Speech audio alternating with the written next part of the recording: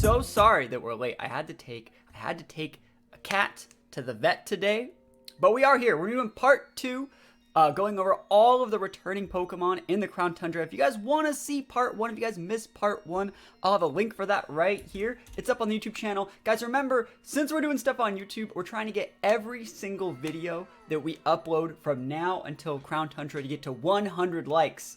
So if you guys could help me out, that'd be super awesome. If you guys could subscribe, just like Pokemon, if you're subscribing on our Twitch channel, that'd be awesome. We can put some subs up. Yes, the cat is completely fine. The cat's completely fine. We're just starting things up a little bit late because I had to go to the vet. Just get some shots, get like rabies shots and things like that. And yeah, let's talk about Electivire first. So we're gonna go back into our team builder. Remember, we're looking at all of the Pokemon's like base stats and things like that first. And Electivire is a Pokemon that I actually really like. Let's have a little bit of a history lesson about Electivire. So Electivire right here. So we can look at its base stats. I actually think this Pokemon has really unique base stats. 123 is enough. I would say anytime you're rocking over 110 or 115 base in your biggest offensive stat, that's good. Let's take away this Crown Tundra. Anytime you're rocking at least 115 or higher in your base stat, that's super nice. Anytime you're rocking over 90 base speed in a restricted Mon format or a format with a lot more legendaries, you're good. So 95 is 95 is technically good enough. Its speed types are like Arcanine, Galarian, Darmanitan, things like that. But what Electivire, a lot of people I could use him for is this ability Motor Drive. Motor Drive says this Pokemon speed is raised by 1 stage if hit by an electric type move, and then you have an immunity. So instead of like Volt Absorb or Lightning Rod, this guy gets a speed boost. And so we've already had a lot of people talking about using like Electivire with like a Discharge user or a Parabolic Charge user. And unfortunately, the big issue with that, first of all, in a doubles situation, is that it's just not that good because, again, how does that stop someone going for Tailwind? How does that stop someone going for Trick Room? How does that stop someone who's actually Dynamaxing? Because you're using a Electivire, yeah, you could Dynamax the Evire, but even if you're Orbed, you don't have enough damage because you only have Electric Stab to actually trade with other Maxmon. So, like, their Maxmon will outvalue you. And so it is unfortunate, right, that this Pokemon, like, can't hang in a meta where you can, like, really abuse its ability. I had people talking similarly yesterday in my comment section about running like Telepathy Tapu Fini with like Scarf, and then you had like Coco Discharge, and I was like, that's a really cool combo, but it's really one-dimensional. Similar to the Electivire here, it loses the redirection, it loses the speed control Trick Room, it loses 2 better Dynamaxes, and while a lot of those things are cool, those things are really cool, like, without the restricted formats. Like, those things cannot hold a candle to, like, Tapu Lele, a lot of the Ultra Beasts, a lot of the Legendaries returning. It's really unfortunate. You say you use Emolga instead. Emolga doesn't, like, provide ways to actually stop Trick Room. Like, it just doesn't stop it. Like, so, Electivire is really a great example where, like, I'm trying to go with this, is a Pokemon that's good in singles, as opposed to doubles. Because in singles, it's a one-on-one, which is what Electivire wants. Electivire wants to one-on-one you. And it wants to switch in on your electric attacks, get its own Motor Drive, and then bully you out of the game. It doesn't have to deal with a 1v2 situation. And if your teammate's going for like a Discharge or a Parabolic Charge, your teammate's really not contributing that much in a 2v2 situation. Yeah, it's proccing your Lightning Rod, it's doing little chip damage, but it's not providing enough support to actually matter. It's still making Electivire do a lot of the hard carrying. And this Pokemon's a little bit too frail to actually like hard carry. It's just a little bit too weak. It's just a little bit too slow to do those hard carrying, because for an Electivire, you really basically have to go like this. Like, you really have to run like a speed one, because otherwise you just get outsped by other base 95s, which are super popular. So I do think the Electivire is a really cool Pokemon. Case in point, like history, I've actually probably won more tournaments. Just my tournament history, I've been playing since Gen 4. Actually, the end of Gen 3 competitive, and I've probably won more tournaments with Electivire than any other Pokemon. Like, Electivire being the main sweeper on my team. So, like, Electivire being the Pokemon that I build the team around. And I've won more tournaments with Electivire than any other Pokemon that I think I've ever used. Just because all throughout Gen 4, I'd go to so many different tournaments, and I would just do so many different things, and I used Electivire in almost all of them. It's just one of my absolute favorite Pokemon. It gets amazing coverage. It gets Earthquake, Ice Punch, then it gets Fire Punch, it gets Wild Charge, gets Cross Chop. This thing gets really good offensive coverage. My favorite set is actually just a Choice Scarf one. And you may be thinking, like, Choice Scarf? No, just rely on the Motor Drive. But what I'm trying to tell you guys is that like the motor drive is an unreliable ability in doubles, where in singles, especially back in Gen 4 without the team preview, you used to be able to like use a Gyarados, for example, and they couldn't have your team preview. They didn't know if you had an Electivire. They'd go for a Thunderbolt, a Thunder Wave, you'd hard switch in your Electivire, get a proc, you'd be at then +2, which would mean you could let them set up a little bit and still just, steamroll the game. So, unfortunately, I think Electivire is not going to be able to hang, but we will definitely try it. I think this Pokemon definitely deserves an honest, like, shot to compete at a high level. I just don't think that, like, the more combo-based you want to make it, the worse it is. I think the more that you just splash this Pokemon into your team, the better it's going to be. Just my opinion. I think probably Sash v Electivire might be a better set, too, depending on if you actually want to run the Wild Charge or not. But, yeah, I like Scarf on Electivire. It's just personally my favorite set for it. We got Entei up next. Entei. And Entei is actually getting a really, really cool thing in that Entei is going to finally get Inner Focus, right? Inner Focus Entei with the ability patch, right?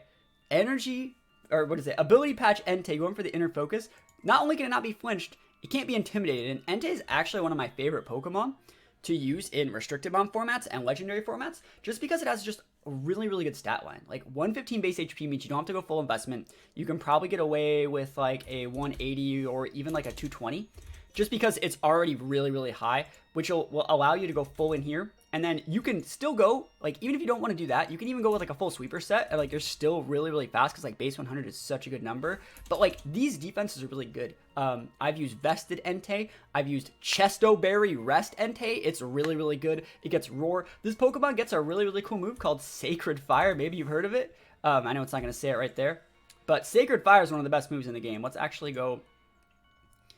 Anyways, I don't know where I'm looking, but like it gets Sacred Fire, which is like the best move in the game. It has a 50% chance to burn. It's like so good. Entei is so good. And Red Card Entei is one of my favorite sets too, especially at like dealing with things that get like policy procs, going for, it was a great check to like Xerneas, a good check to Metagross. I just really like Entei. I think it's a really, really cool Pokemon, and we're probably going to use it a lot. I think Entei is a good example of a Pokemon also that, yeah, it's a legendary. Yeah, it has a really, really good base stats, but it's not going to be something that I think is going to be a big Dynamax option, because people are going to want to keep Entei, just by itself, going for Sacred Fires, going for like Will-O-Wisp. I think it gets Snarl as well. Does it get Snarl? Oh, it's so good. You know what I mean? Like, it's just so good. Do you think they give it Axe to E-Speed? Maybe Tutor? The thing is, like, it used to have E-Speed based on the event Entei. I actually still have one of those from Gen 4, but I don't think they'll give it E-Speed. I do not think they will, just because it's a little bit too good. Speaking of this Tailwind by level up now, so it's going to be Fake Out Proof. That's really good. Yeah, Entei's a new Arcanine. Yeah, Entei's just a upgraded Arcanine for restricted formats. That's a great way to look at it. It's a little bit, I think it's actually a little bit stronger, but it's a little bit faster. It's a lot bulkier, and it actually, I would say, has not the exact opposite ability, but an ability that makes it like really, really safe as an option. You can also go, I think it still gets it. It gets Roar, and if you have Inner Focus, you can just lead Entei into like whatever. You can lead like a Safety Goggles Entei into like whatever they're doing and just roar out their Trick Room Setter. It's so, so good. What do you think about Slush Rush, Arctivist, Arctozolt? I don't think they're going to be that good. I don't. I think the only reason those Pokemon are actually good is because of their current abilities that I have. Like, so Hustle, Dracozolt's really good. Draco Vish with a Strong Jaw. That's where most of the damage comes from, guys. So I don't think that like the Slush Rush variants are going to be that good. And also, like, just because things are weak against ice, that does not mean run ice types, right? That does not mean run ice types. That means run a Pokemon that gets an ice attack. That means, like, run Cresselia and put Icy Wind on it. That's, like, what that means. So, like, you're not going to see more ice types. You're going to see more of this. Icy Wind on bulky things. That's what you're going to see. You're going to start to see more Thunder Waves. No, not Thunder Waves. You're going to start to see just more speed control. Tom Brown, how's it going, my guy? Next Pokemon. Oh my gosh. It's time. Are you guys ready to talk about Garchomp? Let's talk about Garchomp. To talk about Garchomp, we need to get Landorus up here, so we can talk about both of them at the same time. So this is probably the biggest thing I'm excited to see back. Garchomp's probably the Pokemon that I've used at the most events. I think Garchomp's probably my favorite. Garchomp might be my favorite Pokemon besides like Butterfree and maybe like a couple others. But Garchomp's a Pokemon that like a lot of the time, if Garchomp's in the format, I'm going to start a team by picking Garchomp. I've been a Garchomp stan since Gen 4, obviously. I remember back in Gen 4, there were like multiple kinds of people. There were like people like me that were smart that said Garchomp was the best. Then there are people that picked Salamence. They're like, yeah, I like Salamence. So Salamence stands. And you know what? I'm going to show you guys something about Salamence and Garchomp right now. we're going to talk about why Garchomp's better than Salamence. You see that 102 base speed? See that 100? One's faster than the other, which means it's better. Garchomp is the dragon that like dumpsters all the other pseudo dragons, right? Finally got a chance to see your Among Us rung. Yo, that was not my finest hour. But yeah, Garchomp has a 130 base attack. It has a 102 base speed. Has amazing defenses. This Pokemon has like perfect stat alignment. Has really good abilities in Sandvale and Rough Skin. I think Rough Skin is going to be the better one. And I just think Garchomp's going to be really good. A Pokemon that we can compare Garchomp to is Landorus. They both have a 4x weakness to Ice. Landorus is a little bit stronger, like a lot stronger, 15 base power stronger. Landorus has less defense. It has less special defense, and it has a lot less speed. And so, like, and a lot less HP. So, like, I actually think it's kind of funny. A lot of people are always like, Landorus is so much better than Garchomp. But, like, I literally just went down and showed that, like, other than attack and special attack, Garchomp literally has more, right? And so there's a reason why I like using Garchomp over Landorus is a lot of people are going to do those calcs to be able to KO Landorus with X move. This move KOs Landorus every single time. This Icy Wind plus this will KO Landorus every single time. Those things that they calc to KO these Landoruses, because it's going to be so popular, will not KO the Garchomp because Garchomp just has a lot more base stats. And if they're trying to calc to KO the Landorus and you have Garchomp, well then you're at an advantage because you're not dead. That's the advantage. I remember Moxie Booster was talking about it in his video yesterday, that he used Toxicroak as an example, right? Saying that a Pokemon, Toxicroak is a really good example of a Pokemon that thrives in a restricted MOM format, but is normally not good. And so he said that restricted formats are a great place for, underutilized Pokemon to shine. And I think I'm going to dispute that because I don't think that Toxicroak is a great example. I think Toxicroak is the exception to that rule. I think in restricted formats, you see a lot of the same Pokemon, like restricted and legendary formats specifically. So like 2018s, 2015s, and then those 2016s and 2019 formats. I do not think that those formats let a lot more Pokemon be used. I think after a month or two, it becomes incredibly stagnant to where every single team is about the same 15 Pokemon. And so that's a really good reason why Garchomp is actually better than Landorus, because every team's going to have a Landorus, right? If every single team has Landorus, and every single person knows these are Landorus' base stats, and every single person knows the common Landorus EV spreads, they're going to just finely tune their moves to be able to take out Landorus. And then they won't KO Garchomp, because we have more specialty, we have more HP, we have more defense, we have more speed. Garchomp is it just throws a little bit of a twist in their plan, and then they don't get the KO, and then you're fine. And sometimes actually you get 2 attacks with Garchomp because you outspeed the things that are made to outspeed the Landorus. They don't KO you, and then you can hit them again. Also, Garchomp has a different type of stab, so it's like I just think it's a really cool way to play it. I know I'm probably the weird person here saying that Garchomp is the underdog in this situation, but like I'm gonna use a lot of Garchomp. Garchomp is really good. Yo, while dropping the big sub 21 months, yo. Almost 2 years. So, holy moly, the big sub. So I know that, like I said, I'm the minority person here. I'm definitely the underdog here saying that, like, Garchomp's going to be, like, not the most busted thing here. But if we both get access to Landorus and Garchomp at the same time, we're going to see, like, 80+% of the people resonate more with Landorus than Garchomp. And all I'm saying is that if you want to resonate with Garchomp and use Garchomp, is Rough Skin better? Yes, it's much better. If you want to use Garchomp instead, you're gonna have access to a lot of things that Landorus doesn't. And the only thing that Landorus really does get is Intimidate. And so, like, if you really need that Intimidate, go for it, Chief. But if you can put Intimidate on another Pokemon, or you can play a game with like screens that doesn't need Intimidate, or you can just go heavy defense investment and don't need Intimidate, then you're completely fine. What is a spooky song? I'm actually just like in. What is it? I'm actually just in the forest in my game. Yeah. Sandvale's funny. I mean, I don't think it's very good, though. I really don't think it's good. Because, like, especially because, like, max moves hit every single time. You get 3 turns of max moves. I don't think it's good. I just don't think it's good. I think Rough Skin's so much better. So much better. But, yeah, Garchomp, very good Pokemon. Expect me to use a lot of it. Weakness policy sets can be good. Vested sets can be good. I don't think we're going to see as much Scarf Chomp as before, but I do think that, like, there's going to be 1,000 different Garchomp sets, and there's going to be like 2 Landorus sets by like the time the meta is like stable. All right, Guzzlord. So Guzzlord's a Pokemon we've used. I've gotten CP with Guzzlord before. I think I'm like one of the few people that's gotten CP. There's probably like 10 people in the world that's gotten CP with this Pokemon. I like Guzzlord. I think it actually has a really cool stat line. Access to Beast Boost too, so you can actually boost a lot of really cool stuff. But I do like Guzzlord. Guzzlord's a Pokemon that I've used before. A lot of people that actually have seen my channel actually found this channel by the video saying like how to like make a team around any Pokemon, I think. Yo, is that Team Green? Yo, a sub as well. I almost missed that sub. Put some subs up. Guzzlord are my favorite Ultra Beast. It's one of my favorites. Yo, thank you so much for that sub. I appreciate it. 5 months. Yo, you absolutely love to see it. I really do appreciate that. I really, really do appreciate it. It has massive HP, but you don't actually want to put any points in its HP. You don't want to put like any points in its HP because you get diminishing returns. You get diminishing returns by putting points in this thing's HP stat. It's similar to Chansey. What you actually want to do is go like that, you know, or like this with Guzzlord, and then you put like a vest on it. Like the set that I used was like this. Like, that's the set that I used.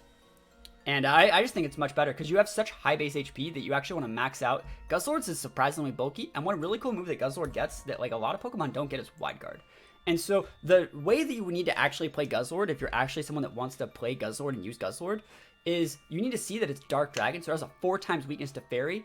What are some fairies that we're getting in this game? What are some fairies that we're going to be getting? Ah, what the heck is that? So we're going to be getting all the Tapus, right?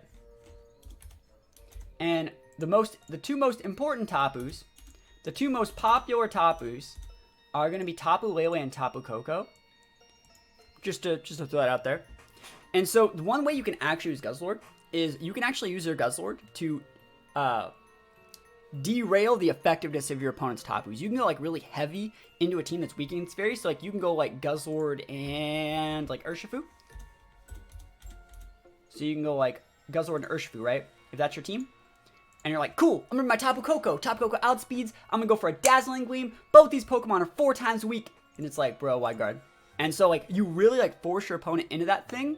And then you pretty much mitigate them. You trade. It's almost like a fake out, the way I like to play it. Because you're trading your Guzzlord's turn for like their turn.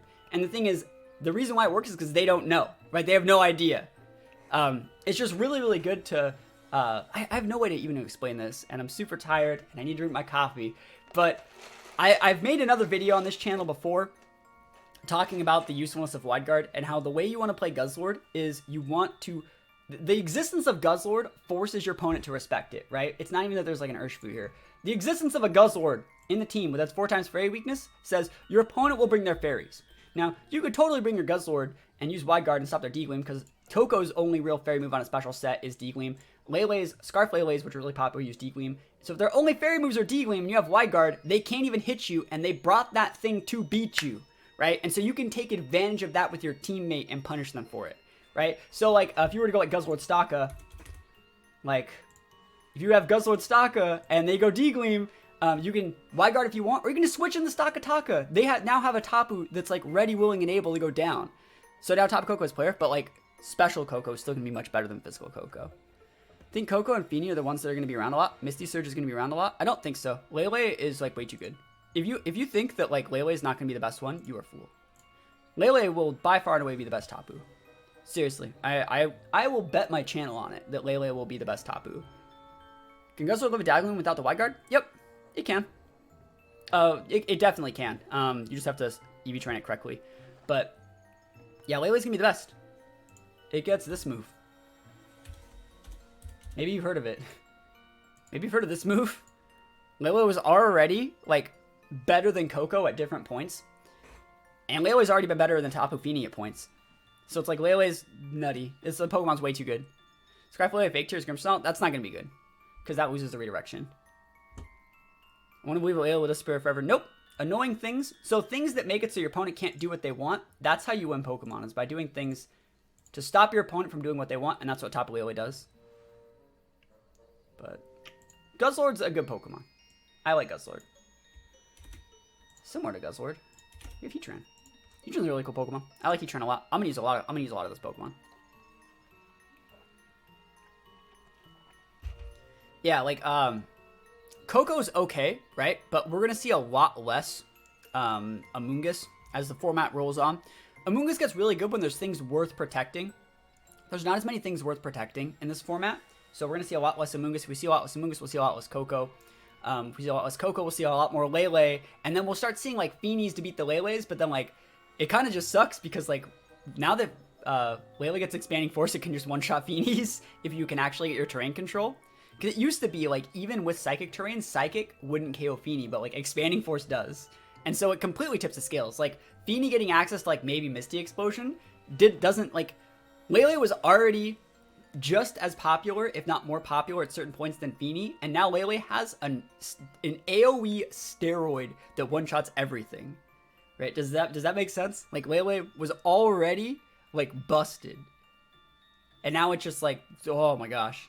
Lele gets, like, ally switch and stuff like that, too. You can't put a price on Lele right now. It's just way too good. Lele's probably the Tapu that will probably be the best Dynamax, too. Gotta hold some hearings. I think you'll be a caller today. Yo, go for it. How hard you predict the ability patch will be to obtain? I have no idea. Probably the same as these mushrooms. Probably the same as the mushrooms. Alright, here we go. Heatran. Let's talk about Heatran. Heatran is one of my favorite legendaries. It gets Flash Fire, so it's a Steel Fire type, which means it's one of the most unique typings of the game. It has a 4x weakness to ground, but that's totally okay because everyone's going to be running Landorus or Salamence or some sort of, like, flying type. Like, Corviknight's a great partner for this Pokemon because if you want to hit it with a fire attack, you just hard switch in the Flash Fire Heatran, you're good to go. Look at that stat line. Good speed for what this Pokemon actually is. Really good special attack and really, really good, like, bulk defenses. Defense especially both being 106. That is so nice. Personally, this is one of my absolute favorite Pokemon. This is a Pokemon similar to, like, Celesteela, who also is a great partner for this Pokemon, that you can kind of just throw this thing in your team. Your opponent's going to be forced to respect it. They're going to have to bring their big fighting attacks or their big ground attacks. And if they don't, Heatran will grind them out. Heatran's another one of those Pokemon that kind of just says, oh, you don't have a check for this? Like, I guess that you lose. And it really invalidates a lot of Pokemon existing. Like, we were talking about, like, Butterfree yesterday being my example because it's a Pokemon I like. Like, Heatran really kind of says Butterfree, there's no reason to ever use that Pokemon because you could just use a Heatran. Yo, thank you for the follow. Yeah, I do like Heatran a lot. We're going to use Heatran a lot. We've used Heatran at so many events. Heatran can hang in pretty much every single tier it's ever been in, and I do like this Pokemon a lot. But, yeah, common sets for Heatran. Like, common items for Heatran. Let's run down some stuff. I really like this set. This is my personal favorite Heatran set. Heatran's one of the few Pokemon in doubles that actually runs Substitute a lot. And then you actually have to run Earth Power on Heatran. Just because the prevalence of other Heatrans. It's one of those few Pokemon that, like, is so popular you have to run checks to itself. It has kind of like the Gastrodon treatment. You know, the thing that beats it is itself in certain situations. And then, like, a lot of people would go Heat Wave here, but I don't like Heat Wave. I do not like Heat Wave. I play really greedy, especially because I have Protect. I already have the Protect, so I actually really like to go Magma Storm. And I know a lot of people don't really like Magma Storm, but I like Magma Storm. It's like a 100-something base power. It doesn't have the highest accuracy, but it traps them like a Fire Spin, and it's super nice. And even if Magma Storm's taken out, I would still run... I'd actually probably run the Flamethrower over the Heat Wave just because I want to hit, or maybe even something like an Overheat or a Fire Blast. But I do like the Magma Storm here. Heatran also, if a lot of people aren't running the Earth Power, if Heatran's at a point in the meta where it's not that popular, previously in other formats, now you can't do it anymore, but people used to run Toxic Heatran just because you already had the Protect and Sub. And it was one of those few Pokemon that could actually get away with doing this stuff.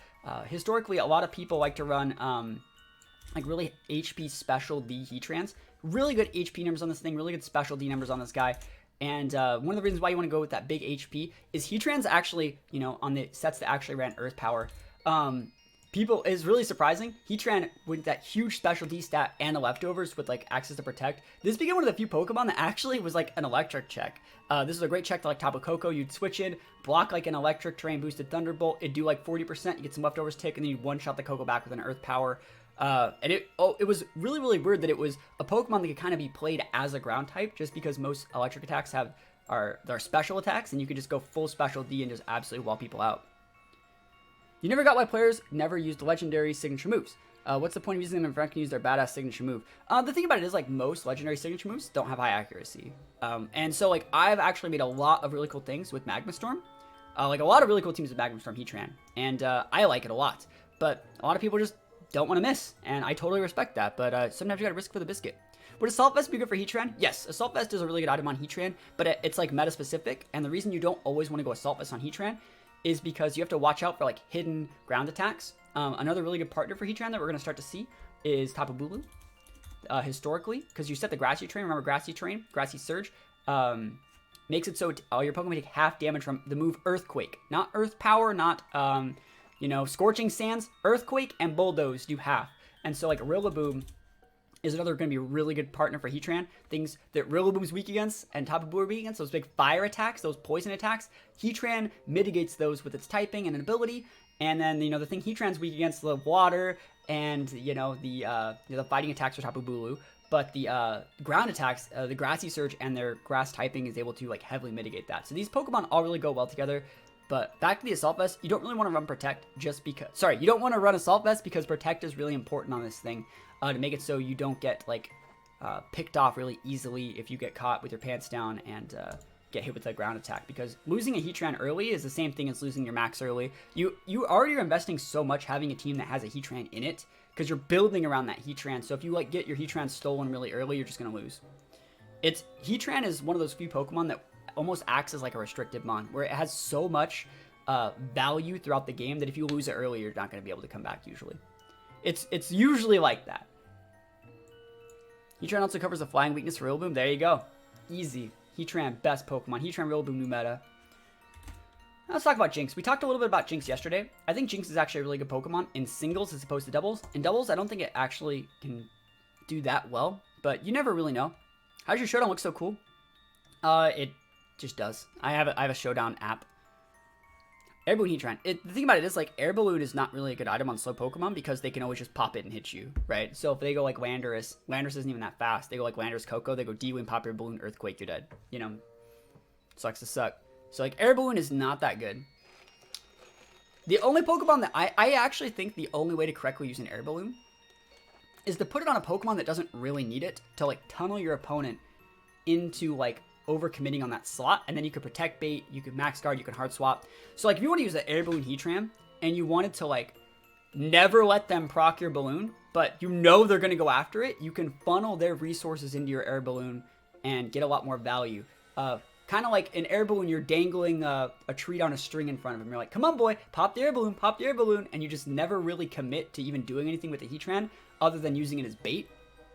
But, like, that's not the type of thing that you want to do at regionals. You know, like, that's, we're looking at most of these things as like, going to regionals, using these in tournaments in best of 3. That playstyle doesn't really work. It's fun to use sometimes, and sometimes it can be done correctly, but more often than not, I don't think it's very good. Like, I think Air Balloons, like, would be better off on a Pokemon like this. You know, just put an Air Balloon on here. Just to give it a ground immunity, so you can switch in on a ground attack, and then hit something with an ice attack. Does that make sense? How, like, that could be, like, really, really good? So that's how I would actually use an Air Balloon. I think it's completely counterproductive to the way a lot of other people do it. But giving Pokemon that aren't supposed to have ground immunity, while also at the same time tunneling your opponent's energy into taking out that Pokemon, it can be really, really nice. But that's just my opinion. That's how I've always looked at the Air Balloon. Like, I remember when that item came out in Gen 5, I used Air Balloon Haxorus a lot. Air Balloon Haxorus was, like, super good because you can just switch in on their Garchomp, and then you just be fine. You switch in on a Scarf Chomp, they go for the EQ, and normally you wouldn't be able to switch in on that, and then you Dragon Dance, and then when they want to come back in, you know, you already have, like, sets up. So the Legends, do you expect T-Tar to still remain on top? I wouldn't even say T-Tar's on top now, so no, I would not. Especially because all of the Legends all just dumpster T-Tar, so it's like, I don't know about that. Like, Tapu Bulu doesn't give a shit about T-Tar. Tapu Fini don't care about T-Tar. Like, they're all fairies that are coming back, for the most part. It's all fairies and steel types. So, like, T-Tar, big sad. Like, Celesteela? Sorry, T-Tar. Landorus? No. T-Tar's not gonna be that big. Case in point, if you look at it, like, in 2018, T-Tar wasn't that big. It was usable, I guess, but, like, Sand was not good at the later half of that year. And that was, like, Sand with Mega Sally, which is probably arguably the best Sand there's ever been. And just wasn't able to hold up. Because it just gets... The thing about it is, like, this is going to be so sad. Like, T-Tar teams lose to, like, Trick Room. once you bring all these legendaries, once you bring in the better setters, because right now you guys are looking at like Trick Room as like, cool, Dusclops is the setter, cool, Porygon is the setter. But when you get like the real Trick Room setters, like these legendary Pokemon Trick Room setters, it's not as good as you might think. It like the things that was good, we're gonna have to beat it before, aren't good enough anymore. Right? It's just not good enough. So like I don't know. We'll talk about Sceptile when we get to it. Sceptile's cool. But let's talk about Jinx. Jinx is a pretty cool Pokemon. We talked a little about Jinx yesterday. I don't think Jinx is going to be super good, but it does get Dry Skin, which means it's immune to water attacks. And for doubles, it does get Fake Out. And so I think this is actually a really good stat line. 95 base speed's really good. 115 special attack's good. I think they took out Lovely Kiss. But this Pokemon actually gets a lot of really cool moves. Obviously, it gets Ice attacks. It gets Psychic attacks. It probably gets Expanding Force. But it gets a lot of really other cool moves like Energy Ball. Gets Focus Blast. I like. Gets Perish Song. That's another really good one. Like, Jinx gets a lot of really, really unique moves that you wouldn't actually think about. Gets Ally Switch.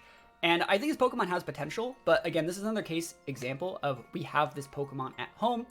There's not really a reason to run a Jinx over something like a Mr. Rhyme, for example, that could take away their screens, which arguably is a better version of this Pokemon.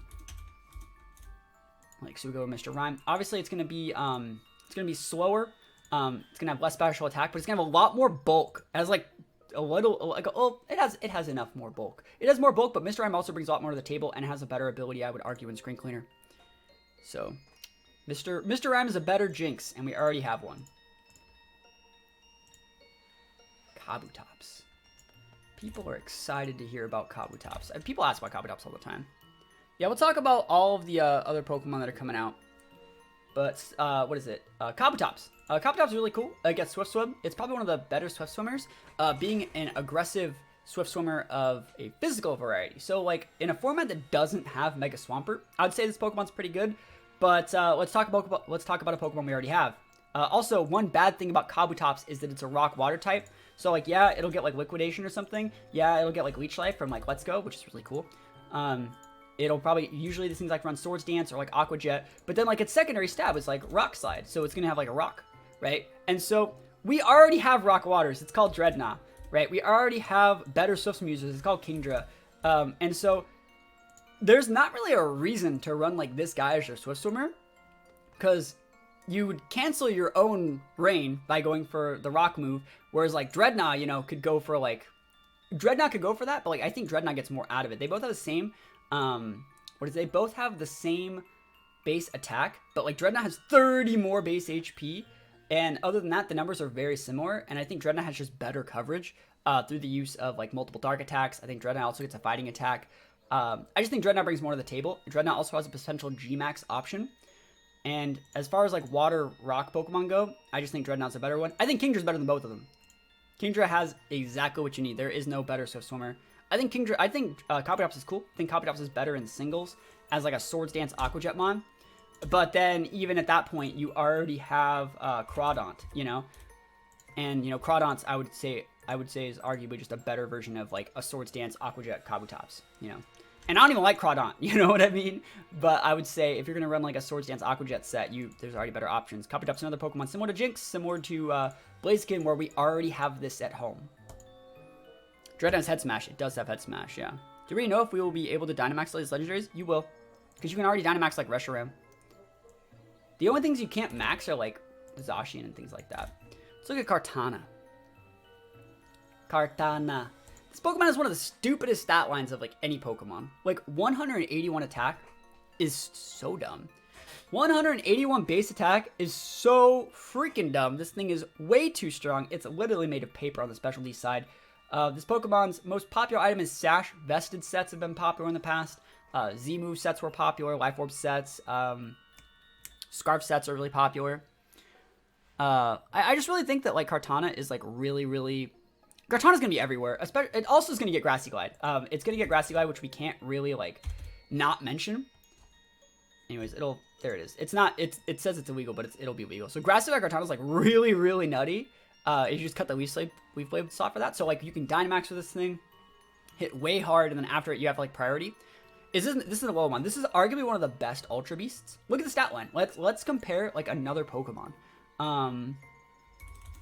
Like, let's compare Darmanitan to it. let's compare your Galarian Darmanitan, because that's what a lot of people were familiar with. So 95 base speed, 109, crushing it. 140 attack, 140, one of the strongest Pokemon in the game. Nah, fam, I just got 181. I'm also rocking 131, almost 3 times the defense, right? And the only thing Darmanitan has over it is a higher HP and a higher specialty, right? So, like, Kartana's, like, way nutty. It's going to get, like, close combat, I think. It gets Smart Strike. It also got, like, Tailwind as a tutor in previous games. Its Pokemon just, like, really, really crazy. And it's going to be everywhere. Historically, like, this is a Pokemon you would just tech, like, fire attacks for to be able to take out. It's a Steel Grass, so, like, the things that beat Ferrothorn are going to beat this thing as well. People are going to start to need to bring those Steelas to be able to deal with this thing. Steel gets Flamethrower exclusively for this. Hope I never see this mon. This mom will be everywhere. This mom will be literally everywhere. Yeah, a good way to explain this thing is it's a freaking Deoxys. How do I even spell that? Yeah, it's a freaking Deoxys, kind of. Deoxys speed, right? That's what we're looking for.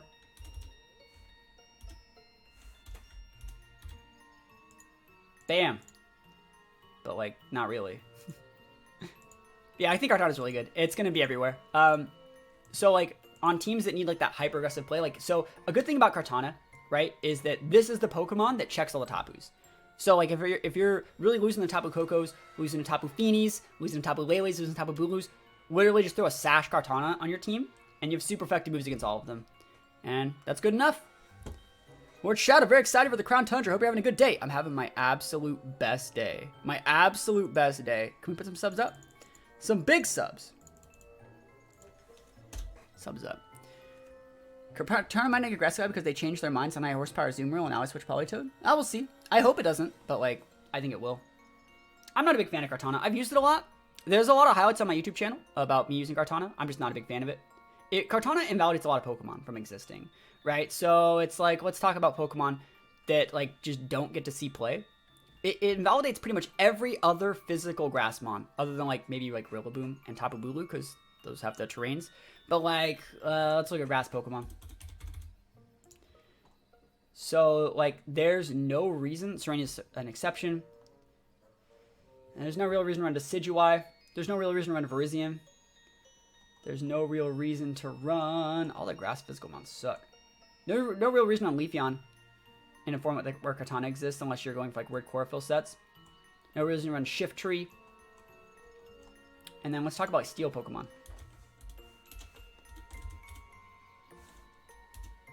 Not Steelix.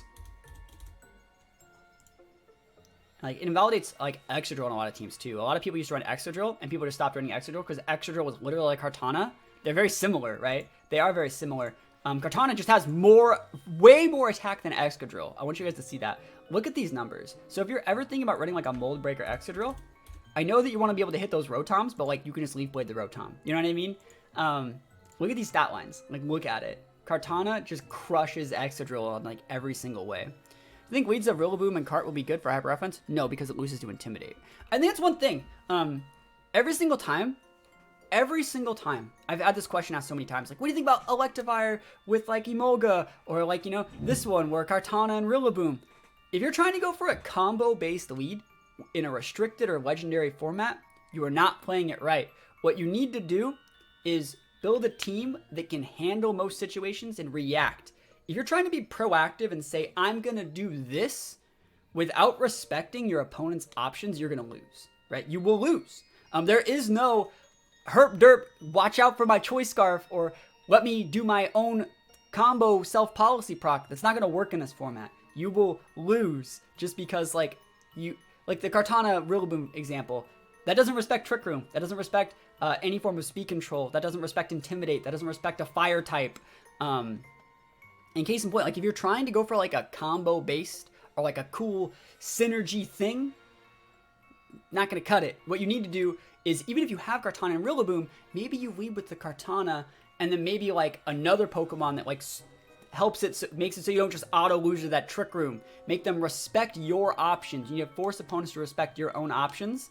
If you're someone that's just going to be running with whatever you want to run, you're going to be easy pickings for people that are actually doing exactly what I'm saying and trying to counter your opponent's teams with a team that has a wide variety of options. We're going to talk about Latios and Latios. Let's just talk about them together since they're both going to be played in similar roles.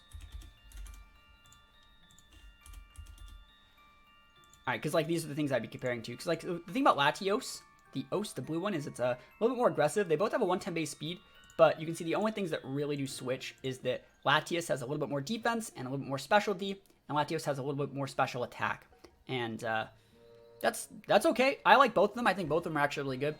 I think both these Pokemon are better in singles. I think in the Battle Spot singles formats, both these Pokemon are going to be very good because they have Levitate, they're Psychic typing.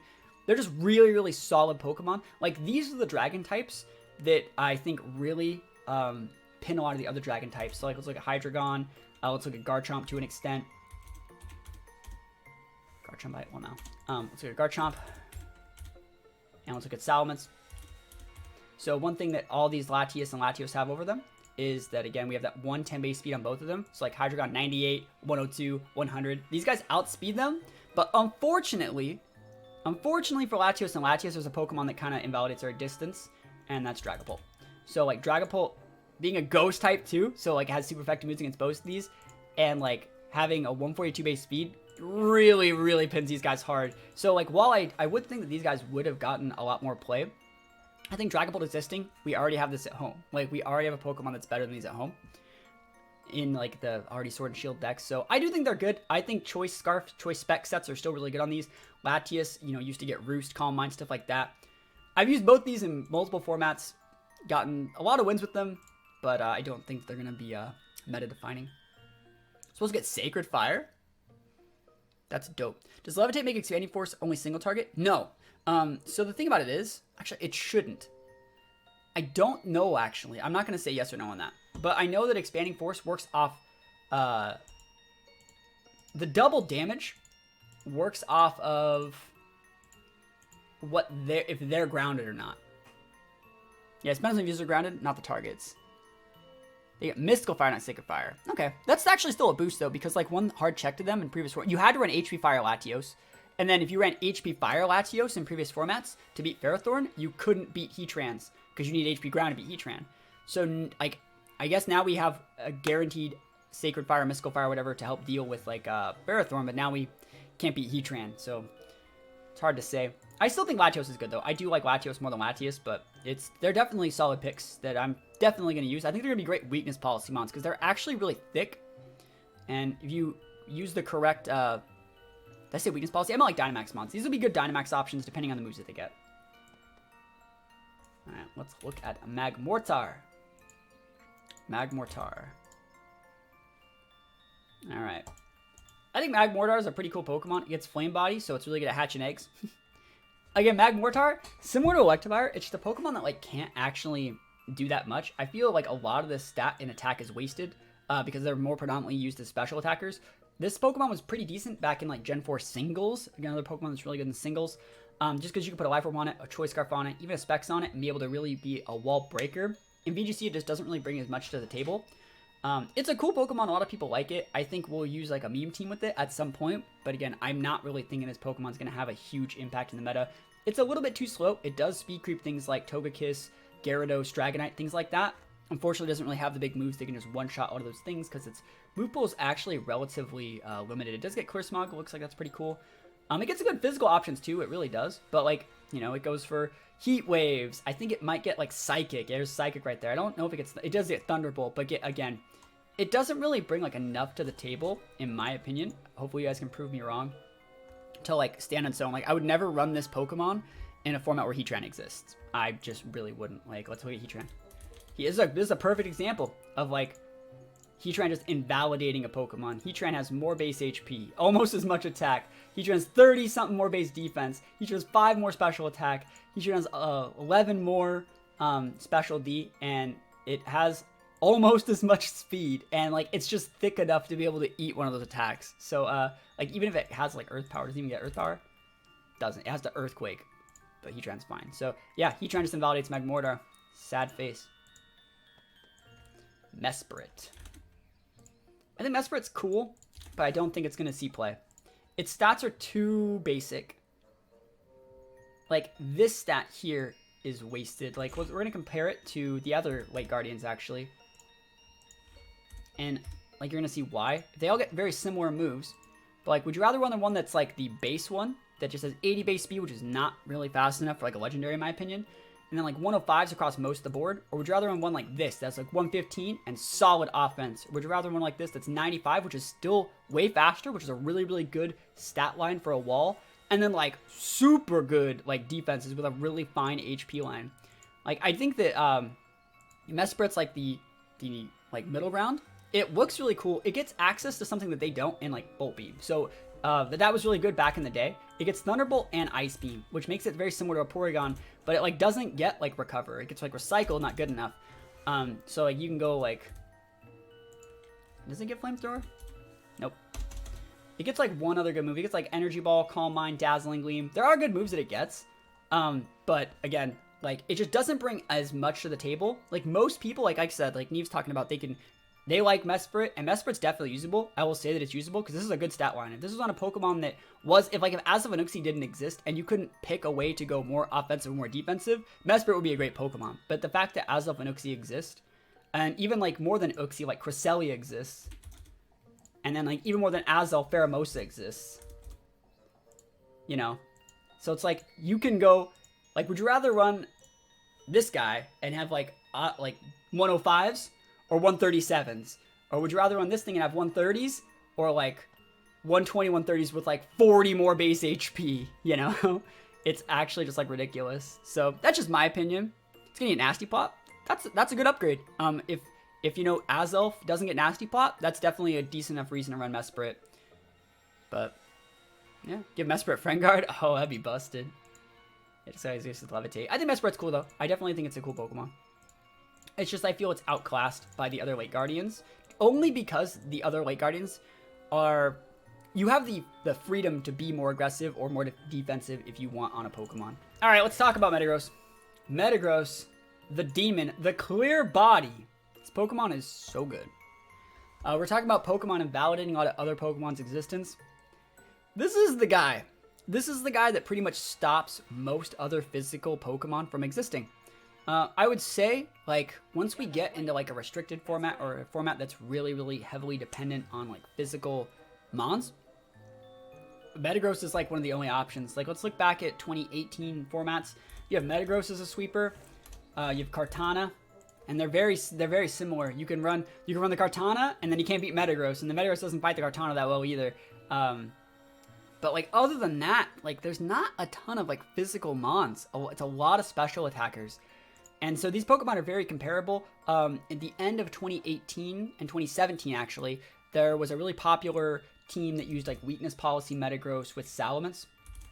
So you'd use like a regular Salamence, it'd be like a vested Salamence, and you'd Bulldoze. And this is super common now to see like Bulldoze weakness policy procs, but this is one of the first teams that actually was able to pull this off. You go Bulldoze on a Salamence that has 100 base speed. You'd also be able to set Intimidate on them. And then your Metagross would get a policy proc. You could even go like a really heavy like offense Metagross, and you just one-shot like everything. You're able to go for the Earthquakes because your Salamence is flying, and you also are applying the speed drops to them, but your Metagross isn't getting a speed drop, so it's still outspeeding things. Salamence can carry a lot of other really good stuff. So Kartana could beat Metagross with knockoff. The thing is, like, Kartana, like, Sash Kartana didn't. Like, Kartana doesn't beat Metagross with knockoff. Like, you just proc the policy. It still procs the policy. And then, like, if you proc the Metagross's policy, Earthquake is enough to clock the Sash, and then Bullet Punch finishes it off. So it's like, Kartana had to be very careful of how they approached the Metagross, and depending on the format, Kartanas didn't run knockoff. So it's like, in restricted mon formats, people started running Kartanas with knockoff, and they stopped running it, because like, you're not going to knock off Megastones. You could only really use it to knock off the Xerneas, which you want to Smart Strike anyways. Yo, this is legendary Pokemon game, THATSAplusONE. That's right, we are talking about the Pokemon that are coming back. Right now we're talking about Metagross and what it actually brings to the table. I think Metagross is really good. Metagross is a Pokemon that you can actually splash on like most teams, and actually get a lot more bang for your buck. Historically, I would say probably the Pokemon player that has got the biggest results with Metagross might actually be Aaron Zhang. His favorite Metagross set is Banded. He's taken that to so many regionals. Like, when I see Metagross, I think of Aaron Cybertron Zhang. Just because he plays it really well. He got like Zen Headbutt. It gets that big Bullet Punch. It got Iron Head. And then, like, you could totally still run, like, Earthquake on this thing. I think he ran... Hammer Arm at one point. That was a really weird set. But you don't really want to go with the Meteor Mash just because Meteor Mash can miss. Iron Head's just a little bit better. I just think Metagross is such a cool Pokemon, and I'm really excited to use it. Really, really good typing for Steel Psychic. I really think Metagross is going to be like a great mon to pair with like Galarian Weezing, because you know we already like to go for those. What is that thing called? The Breaking Swipe with the Weezing, or is it Breaking Swipe, or is it like Galarian Weezing? This guy. So we neutralize and gas turn off their abilities, and then we go for the Brutal Swing. Yeah, right. It's Brutal Swing. So the same thing we would Dragapult. I really think that's going to go really well with Metagross. And they cover each other pretty well. They both have ground weaknesses, but then all you really need to do is just tech a Pokemon like Salamence, you know, like a Corviknight or something in the back, and you'll be fine. Brutal Swing, yeah. So I really think that Metagross is going to be really, really used. I think it's going to be so much fun to use. And Metagross, if it still can get Ice Punch, is still a decent check to Lando, in my opinion. Just because, like, Lando can't really KO the Metagross. Like, Metagross has way too much defense. Like, if the Metagross has, like, any stats, if it has like any investment in like HP or defense, it's able to just eat the Lando Earthquake because it's a split move, so you're actually just completely fine. Procs your Policy and just one-shots the Lando back with Ice Punch, and then you have a Pokemon that has a Policy proc, or even if you don't have a Policy proc, you still have a legit Metagross on the board, and then you're fine. Also has like the coolest shiny ever. There it is, bam. Metagross is so cool. Gen 3 had some really good Pokemon, and Metagross is one of them. Metagross is one of the few non-legendary Pokemon that can hang with a lot of these legendaries and just be completely fine. Pokemon that can wall Metagross are Celesteela. Metagross is a really hard problem beating Steelas. There's a lot of games where like it would come down to like Metagross versus Steela, and like Metagross in Psychic terrain, back when Psychic terrain was a 1.5 boost slamming in like Zen Headbutts, would be able to like take out a Steela if you didn't ever let them get a chance to put the weak seed up on you. But like it's really going to be hard for Metagross teams to deal with Steela, so like Metagross is going to need like Lele support, obviously, for sure. And then like Lele can get like Thunderbolts. So you have to build your team a little bit to respect Steelas. But if you can respect Steelas, Metagross is a Pokemon that's going to be really, really good. I wonder if Dragapult's existence is going to... I wonder if Dragapult is really going to put a hamper on Metagross. But I really just feel that like... I feel like fine. You just put some points in defense or like HP and you're golden. Thunder Punch Metagross? I don't think you're going to Thunder Punch. Like Thunder Punch didn't actually do enough, right? It didn't actually do enough. You'd be better off going for the Zen Headbutts in terrain. But that was back when terrain was 1.5 boost. So it's like... Zen Headbutt, for example, was an 80 base power, and then you'd probably have like, so an 80 base power stabbed, and then the terrain 1.5, so it's like 160 cut in half goes to 80, versus like the Thunder Punch, like you'd be doing thirds, it'd still be almost the same amount of hits with a not very effective Zen Headbutt in terrain than with Thunder Punches. You'd be one less Thunder Punch hit, because it wouldn't be a one shot, it'd be like a 3-shot versus like a 4-shot with the Zen Headbutt, depending on if they have leftovers. And this gives you a 20% chance to flinch. Also 10% chance to miss every time, but the 20% chance to flinch is usually how it would come down. See Thunder Punch, Metagross, and Smogon singles? Yeah, I think in Smogon, this Pokemon's like really good too. I've used a lot of Metagross, I like the Pokemon a lot. We'll talk about all the birds when we get a chance to talk about the birds. We'll be in for another video. Meta Tough Claws? Oh, I'm talking about regular Metagross. I'm not talking about Mega. I'm talking about 2017. In Mega Metagross, yeah, like Mega Metagross is a completely different monster. But I do think that Metagross is gonna be really good.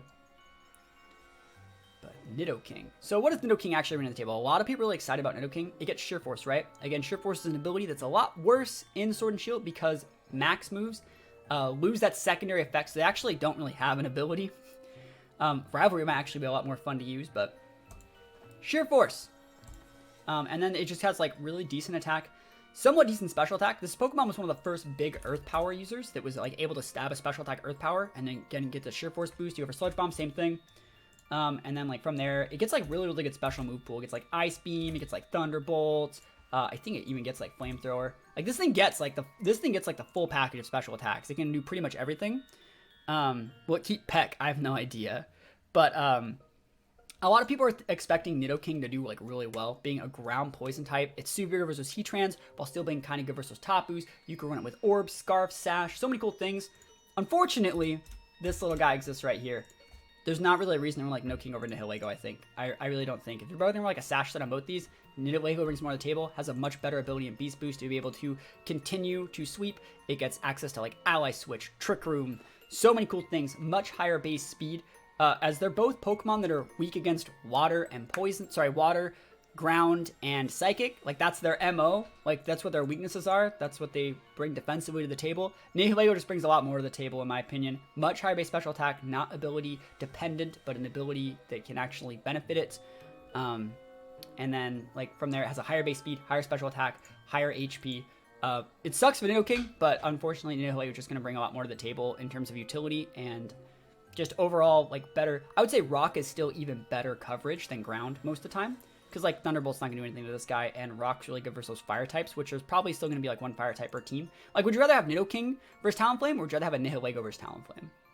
Or, same thing against, like, Tornadus, or even Whimsicott. It'd be much better to have Nihilego in all of those situations, in my opinion. And Nidoqueen's a similar deal. So we'll talk about Nidoqueen. Nidoqueen actually top cut a tournament in 2018. It might have actually won the tournament, but Nidoqueen's a lot bulkier, and Nidoqueen's able to use this like a vest set. Right? I think the vested Nidoqueen, I think that's the set that was really popular. It's totally able to be used. And this is the reason, I don't know if it got Icy Wind. Yeah, that's right. So like Icy Wind, you know, maybe don't use a Sheer Force on that set. I think you actually use the Poison Point. But like, you see what I mean? Like, this set is really, really okay versus Lando because they can't just pop you in the face. And it has like guaranteed speed control. I think it got Dragon Tail. Yeah, so like you're starting to see like where this could actually come into something that's like usable versus like Tapus and things like that, because they can't one-shot you if you go like this, you know. Whatever. Like, you have just enough speed to outspeed those Heatrans still. Like, the very niche meta pick. But again, I would still rather use a Nihilego than this. I'd still rather just use a Nihilego. I think Nihilego does bring more to the table. But there are options for the Nidos to actually, like, be usable. Like, I would say that if I were to go into a team preview, I'd be like, cool, Nidoqueen and Nidoking, I'm gonna respect that. Like, they're definitely high enough on the ladder for like me to respect it, because you don't know if they're Scarf, you don't know if they're Sash specs. They have the damage potential, but they also have the bulk potential to be respected. Similar to like in Let's Go when we had to fight either of them. I think Nidoqueen in Let's Go was one of the best Pokemon, and Nidoking was always respectable. And I'll continue to pay that respect going forward. Nihilego. We've talked a lot about Nihilego, comparing other Pokemon to it. We haven't actually talked about it itself. So a Nihilego. Amazing. You can get Beast Boost to both speed or special attack, depending on how you actually want to EV train this thing. I would say this is probably the second best Ultra Beast. Maybe third. Probably Celesteela is probably the best, I would say, and then Nihilego, and then like Mosa. But I would rate Mosa above Nihilego because I play my Nihilego like I would play a Mosa. I just think it's a really, really cool Pokemon. It gets a really cool shiny too. Look at it. Yeah, Nihilego is really cool. It gets rock attacks, which is really uncommon for Pokemon that have this high special attack, especially the stab on the rock attacks. This is a really good Pokemon against Incineroars. I think a really good move that he gets here is Trick Room. I think that's like a really good thing, and I'm actually really excited to run like a Nihilego that's built like this. So like you make that 0. Probably go like just like this is fine. With a room service. I think this is one of those few Pokemon that I think room service is going to be really, really big on. Because he can set his own TR, and believe it or not, with this type of special D, if they're not eating physical attacks, so you have correct use of screens or intimidates, I do think that like this Nihilego set, for example, is like going to be really, really usable. And this is going to be one of the few Pokemon like Room Service works on. Like, I've used Room Service Chandelure, I've used Room Service Whimsicott. Weird Trick Room setters that have like the, you know, above 80 base speed. Once you do this, they're actually starting to underspeed a lot of things. So like, if you Room Service here with this spread, you underspeed all the Feenies and things like that, and then you're totally fine. It used to be when you would Trick Room, and they would have like a Tapu Fini, they're like, cool, you Trick Roomed me, I'm literally slower than your base anyways. You can't breed them, but you should be able to catch a lot. Same thing with the Lele's. Like, you wouldn't underspeed them after your TR, and then you'd be big sad. But now you can underspeed them, and so it's actually really, really nice thanks to the Room Service existing. Remember, Room Service says, if Trick Room is active, the holder speed is lowered by 1 stage. And Nihilego isn't that item dependent. You know, a lot of people like to run Sash. A lot of people like to run... a lot of people also respect the Sash, so they're not going to double into it. Like, the only time they attack the Nihilego is when they're doubling into it. So no one's just going to clock the Sash and leave the Nihilego. So having the Room Service is pretty much double dipping in your opponent respecting your options.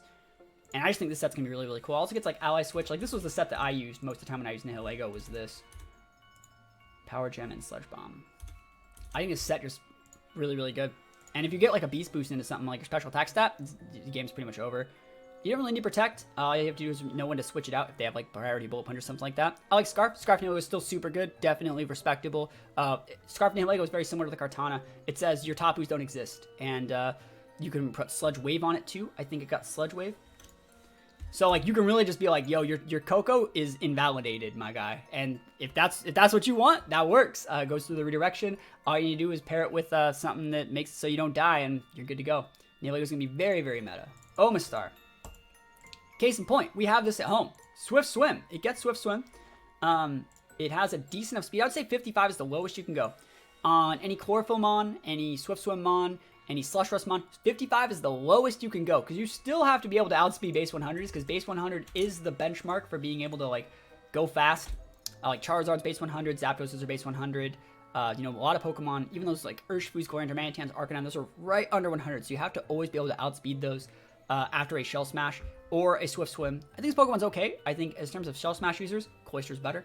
I think in terms of Swift Swim users, Kingdra's better. It's another rock water, so it's very similar to like Dreadnought and Kabutops. This one's more of a special attacker variant, has a high base defense.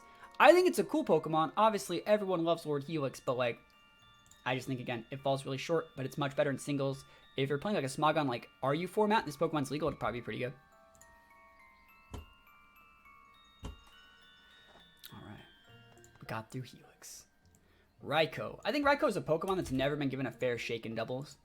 Because, like, the thing about Raikou is, there's never been a reason to run Raikou over something like Zapdos. In, like, any, like, VGC format. In singles, Raikou's really good, because it outspeeds the Zapdos and gets access to, like... So, like, past Raikou formats, you go, like...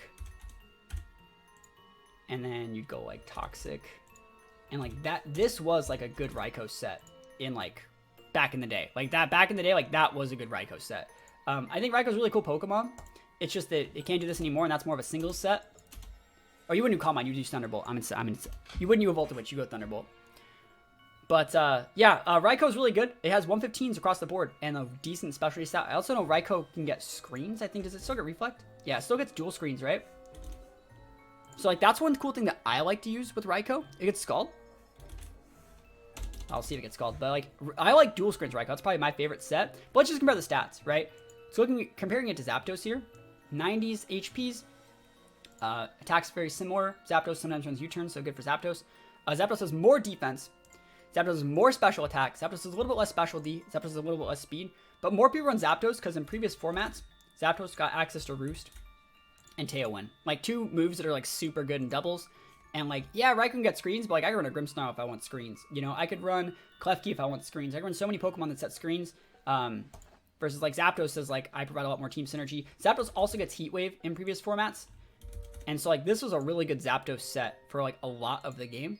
And I just think that, like, Zapdos is going to, again, pull ahead as, like, a predominant electric type. We're also comparing Raikou to different electric Pokemon. We have to compare it to Tapu Koko, which is the reason why it wasn't really used in Ultra Sun and Moon. Like, so in 2019, 2018, we didn't really see Raikou because, like, Koko's so comparable. Koko, after it sets the Electric Train boost, still has enough to, like, really outvalue a Raikou in the damage department and has, like, 15 more base speed getting that 130, which is a super important number. And so I just think Raikou is, again, it's really cool. One cool thing that Raikou gets that none of these Pokemon gets is Snarl. And so you're starting to see a scenario where you can go, like, someone says it gets Scald. I have not seen that yet, but I know that it gets Weather Ball. And then you go, like... And then you put, like, a vest on it. Pressure is also pretty decent in these formats. I know it gets Inner Focus, too. Pressure's also pretty good, but, like, you're able to run, like, a vest set. And it's actually a pretty decent vest user with Snarl. But, again, there's better Pokemon to use it for. I would actually say, if you're going to run it like that, you'd be better off running a Luxray at that point. You know what I mean? And, like, Luxray is a Pokemon that's only really good in these restricted mon formats as well. But, like... And Luxray is only really good because it gets the Intimidate. And if you're talking about why Luxray is better than a Pokemon, like, you might as well just not run the thing. Aurasphere, yeah, it gets, I forgot about Aurasphere. Aurasphere is nice. It gets Bulldoze. That's actually nice. I didn't know it got Bulldoze. So, like, I'd have been tricked by that. Gifted you a sub yesterday. I missed it. Want to say thank you. Yo, they'll be here later, I'm sure. They'll watch the VOD. Alright, we'll talk about all the Regis, I think, in a video specifically talking about the Regis. I do think all of the Regis are usable. The only Regi I'm going to talk about right now is Regigigas, because, like, I talked about Regigigas in the last video. And I talked about it. Slow start, right? On switching, this Pokemon's attack and speed are halved for 5 turns. So, like, everyone's like, I cannot wait to run Regigigas and Galarian Weezing. It's going to hit so hard. Do you want me to tell you a better Pokemon than Regigigas? that doesn't have slow start, look at the stats. Look at them. Which one do you want? No, these are bad stats. These stats are garbage. These stats suck. Regigigas has garbage stats because it's 160.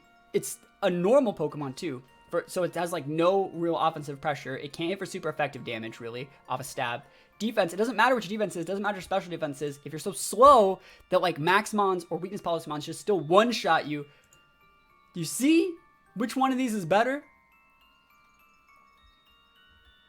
So like, do you see which one's better? Which one would you rather run? Would you rather run? By the way, Kartana doesn't have slow start. You don't need to run a secondary Pokemon to enable a Kartana. You don't need to run a secondary Pokemon to enable. It just makes it so like Raikou is just straight, or not Raikou, Regigigas is straight garbage. But yeah, I just think that like this Pokemon, everyone's like, yeah, you can run with Glorian Weezing, and you can turn off the slow start, but like, what if you switch out your Weezing or it dies? Like, I get the neutralizing gas. I understand this, but like having to rely on your Weezing to turn off your own abilities is not how you're supposed to use Weezing. You're only supposed to use Weezing to turn off your opponent's abilities. Yeah, no, Nev's right. Like, that's the best Regigigas set. I guess it gets like toxic and stuff now, but like Regigigas is pretty much supposed to be played like Icy Wind, and then you get like Wide Guard, right? And at that point, if you're running Regigigas, you might as well just be running like Icy Wind and Wide Guard. You might as well just be running a Guzzlord. You seriously might just be running a Guzzlord, because we talked about the usefulness Guzzlord brings to the table and telling your opponents to have to bring things that check it. Guzzlord does the same thing. They do the same thing. I don't think it's Icy Wind, but like Guzzlord gets like Sludge Bomb, Flamethrower. It still gets the Wide Guard. They're very similar Pokemon. I would say Guzzlord brings a lot more to the table than a Regigigas does most of the time. So, I think this thing gets knockoff too. Easy. Stabbed knockoff. Better than Regigigas. Regigigas is straight garbage. And if you want to look, if you guys actually want to look, the coolest way to run Regigigas. If you want to look at the coolest way to run Regigigas, everyone's talking about Weezing and stuff like that. Nah, fam. This is the coolest way to do it. That's the coolest way to do it. We've done it on the YouTube channel. You want to see some videos? You skill swap a Pixelate onto this fool, and then you start slamming in. Like, no, we use Normalium Z. And frickin'. That's the way you play this Pokemon. You skill swap Pixelate onto it, and they get a 1.2 boost, and then you just freaking Normalium Z, which you can't do in this game. But that's how you play Regigigas. That's what you're supposed to do. Everyone's with the Weezing garbage. Nah. That's the sauce. Unlike Guzzlord, Regigigas could eat a hit from Banded Adamant Ray. Guzzlord can eat a hit from Banded Adamant Ray too, I would say. I would say it can. You just have to, like, use an Intimidator. I'm kidding. Now, yeah, Regigigas can. Icy Wind's there. Don't you stab with Pixelate? No. So, like, Pixelate, it turns your... You still have stab. It turns your attacks into fairy, right? Usually, I think that's how that works. I don't fucking remember. This was how you do it. This was the damage. It was so good. The videos are on the channel. I don't even fucking remember. Regigigas is garbage. So, up next, we're talking about Salamence. Salamence. We talked a lot about Salamence. We talked a lot about Garchomp, a lot about the other dragons. I think if we're not bringing Megas back, Salamence is still really good. I think that it's still really good. Salamence is still a really good Pokemon. People always like say, oh, without Mega, Salamence sucks. Like, no, this Pokemon was legit in Uber in Smogon before, in Gen 4. Just because it has that good a stat line, I think it just has exactly what it does need to succeed. It can be physical or special. I know it gets access to dual Wing Beat too, which is really, really nice. This is the Gomu Tango music, yes. I think overall, Salamence is going to be a Pokemon. This is probably, if I actually had to talk about it, this is my favorite Intimidator. If you look at a lot of the videos on my channel, going back to like 2017, 2015, if I ever need an Intimidator in a team, I usually look at Salamence, and not because it's a flying Intimidator. If I wanted a flying Intimidator, I would use Landorus. It's a Dragon Intimidator, so like this is a Pokemon that can be used to switch in on water attacks, switch in on grass attacks very well, whereas Landorus really can't. And so I really, really like the fact that it can be like a Dragon Intimidator. Yeah, we have weaknesses to Fairy, yeah, we have weaknesses to Ice, but like Landorus has weaknesses to Ice as well, and Fairy weakness can be mitigated through the use of items for the most part. Yeah, I like Salamence. I think it brings a lot to the table, and I think it's Pokemon that is definitely deserving of respect. It can still kind of hang with the legendaries. I do think that like there's options for like Scarf sets to be really good. I think This is going to be a good Dynamax Pokemon. This Pokemon has a lot of little weaknesses you can self-policy proc and still have a lot of value with. So yeah, we're going to see a lot of good stuff from Salamence. I think it's going to be a very popular Pokemon. Obviously, again, it is a very popular Pokemon. And we've talked a little bit about Salamence Metagross being very meta-defining in 2017. That's definitely going to come back because the weaknesses that you have to fairies from the Salamence can be mitigated by the Metagross, and the weaknesses from Metagross to like the fire and the ground can be mitigated by the Salamence for the most part. So I really do think these Pokemon go really well together, and expect to see a lot of both of them. All right, we're gonna talk about the boy, the lad, Sceptile. So again, we're not talking about Megas, so we can't really talk about Mega Sceptile what are you bringing. But I have used a lot of Sceptiles that even aren't Mega. Unburden's a really good ability. You know, we've seen Pokemon, even like Thievial, get like a lot of value. Oh, the dog wants to come. You guys want to see the dog? Marley. You guys want to see Marley? Ah, yeah, it's Marley. So, that's Marley. Ah. Marley, out of the room, please. Alright. So anyways, let's talk about Sceptile. Like I said, I've used Sceptile a lot. Probably the Pokemon that I've gotten the most results with. People that, like, when people think of me, a lot of people either think of two Pokemon. They think of either Butterfree or Sceptile. And Sceptile is a Pokemon that pretty much put me on the map as a content creator. I went undefeated with it at Lancaster Regionals. And in Swiss, went 8-0. And then I still made a pretty decent top 8 run. But yeah, Sceptile's really, really good. I think Unburden makes this Pokemon really good. Again, I've ran this Pokemon on a lot of different teams. You can even look back at my 2018 teams. I ran, like, Grassy Seed with this thing. And I paired it with, like, Tapu Bulu. That's another really good one. That can go with any of the train setters and just get like put a correct seeds on there and get the boost. That from there you get like double speed boost. It gets it gets really bulky. You're able to use Roar to stop Trick Rooms. The set that I used back in the day was I used Roar. I used Sunny Day. I used I don't remember exactly what else I used, but it was a really cool set. Maybe we can find that video and watch it. I was so excited when I actually made it. And now that like speed control works like that too, we might be able to even put like a rock tomb or something on it to make it so we can have like even more speed control or something. But it was more so Roar and Sunny Day together, so I was able to use Sceptile as a way to like deal with like Sandstorm teams. So like I could always go for it. It was almost a prankster boosted like Sunny Day because it was so fast. Like an unburdened Sceptile using Sunny Day was faster than pretty much everything. But yeah, I think Sceptile's really, really still usable. I just don't think that it's like going to be as good as people think. I don't really know how to explain it. Like, we'll try and use Sceptile a lot on this channel. Probably a lot more than everyone else. I know a lot of people are really excited for Sceptile. But I really do feel like Cinderace is a big pin on it.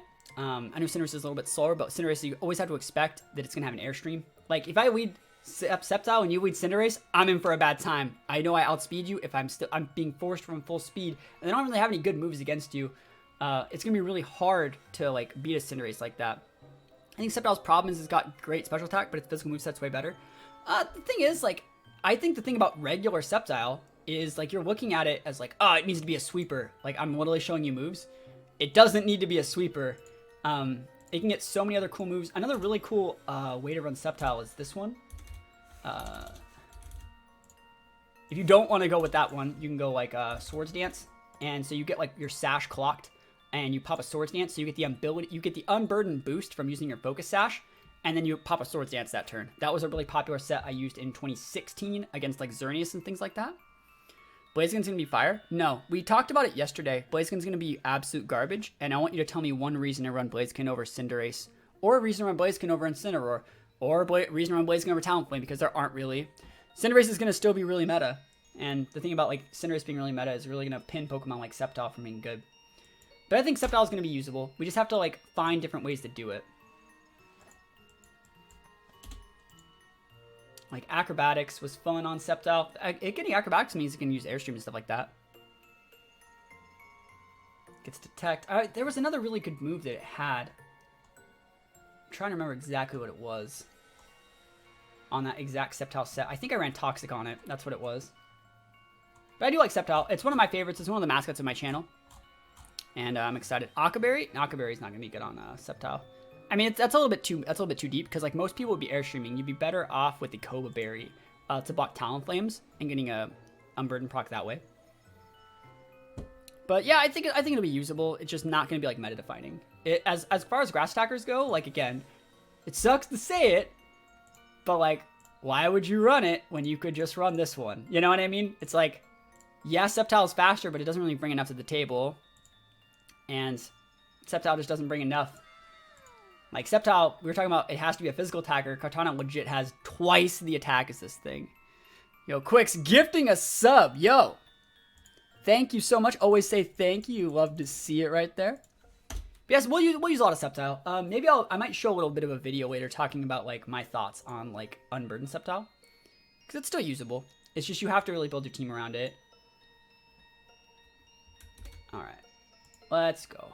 Let's look at Spirit Tomb. I have no idea what Spirit Tomb even really does. I don't think Spirit Tomb's gonna be really good. I think Spirit Tomb's one of those Pokemon they're adding in just for like aesthetics because people kind of like Spirit Tomb. This is one of Cynthia's Pokemon, so I think it is like a pseudo popular pick. Spirit Tomb's okay. It used to have no weaknesses before the Fairy type was invented, similar to Sableye, but it just doesn't really bring enough to the table. I feel like if we're gonna compare Spirit Tomb, a Pokemon that already exists that does this job way better is this one. I feel like they're similar enough to where like Cofagrigus has 8 more base HP, it has like 40 more base defense, and it has only 3 less special D. And actually, Cofagrigus has less speed, which is better as a Trick Room mod. And I also don't think Spirit Tomb can set Trick Room. Yeah, so it's like I feel that like this Pokemon has like absolutely no competitive viability. In singles, it uses like Calm Mind, Dark Pulse, whatever, but it's not really that viable. It's a cool looking Pokemon. It's great for like a playthrough because its stats are pretty decent. Because it has 92 attack and special attack, which is really uncommon. Like, if we're comparing Cofagrigus, that's, like, way less attack, if that's gonna be a thing. But I do think that, like, Spirit Tomb kind of gets outclassed by a lot of Pokemon that we already have in the decks. Let me plug in this controller. There we go. Yeah, Spirit Tomb needs some buffs, I would agree. But we can try and use it. It might actually work as like a weakness policy mon if we can find a way to like proc our own policy somehow. Stalkataka is going to be a really good Pokemon. It's similar to Celesteela. It's like a mix of like Celesteela and Nihilego. I would say the Pokemon that's most like is Nihilego in that it's an Ultra Beast. They both have the Beast Boost. And they both have good matchup versus Tapus. And that's the only similarity. The fact they both have like a one decent defensive stat. Like, you know, I guess this thing specialty is not terrible, but like this one has really high defense. This one has a really high special D. They're both weak to water. They're both weak to ground. So like that's where I'm saying they're similar. Nihilego is a lot more aggressive, but they both are Trick Room setters. And then the reason why I'm kind of comparing it to Celesteela is because its play style is a lot more like Celesteela. They're talking about it getting body press, and so you can go like Iron Head. And again, you still want to go Iron Head over the Gyro Ball most of the time. And then you want to go like body press. And so, like, it actually has checks for itself now, which is actually really, really cool. I think Stalkataka is going to be super, super popular. And one thing about Stalkataka that, like, it kind of sucks, right? So, like, we've always, like, let's talk about ways that you would beat Trick Room setters before. You could taunt them. You could try and KO them. Those don't really work against Stalkataka because all it really has to do is run the Mental Herb, right? If I run the Mental Herb on my Stalka, let's just talk about it. So you can't taunt it to stop the Trick Room. You can't one-shot it because that's literally a Stalkataka. And unless you're doubling into it, but then you lose the redirection, right? And then what can you really do? You have to imprison it, right? And so if we talk about most of the imprison mons in the decks, Stalkataka like does not care. It has 131 base attack, and so if you can imprison it, cool. He's gonna come at you with a Rock Slide. So like Chandelure imprison, not Rock Polish. Stalkataka is gonna be swiggity swooty. I'm coming for that booty. Same thing. Like depending on the ones, like the Body Press is really good. The Iron Head's really good. Like Iron Head, Body Press, and then Trick Room. It still gets access to like Wide Guard too and stuff like that. So like it's a really, really cool mon. It can do a lot of stuff. I've never really been a big fan of it. I really have not. I've not been a big fan of Stalkataka, but I always respect it. This Pokemon is one of the ones in the team preview that you have to respect their Stalkataka. Otherwise, you just kind of get dumpstered. Like a lot of the people that were saying, I can't wait to run Electivire with Emolga, or I can't wait to run Kartana and Rillaboom, or I can't wait to do this and that. It's like, this is the type of Pokemon that says like, if you're trying to do a combo-based team and you're not respecting your opponent's options, you will lose. If I were to lead Stalkataka and Incineroar, maybe I cut like one of these moves or something like that.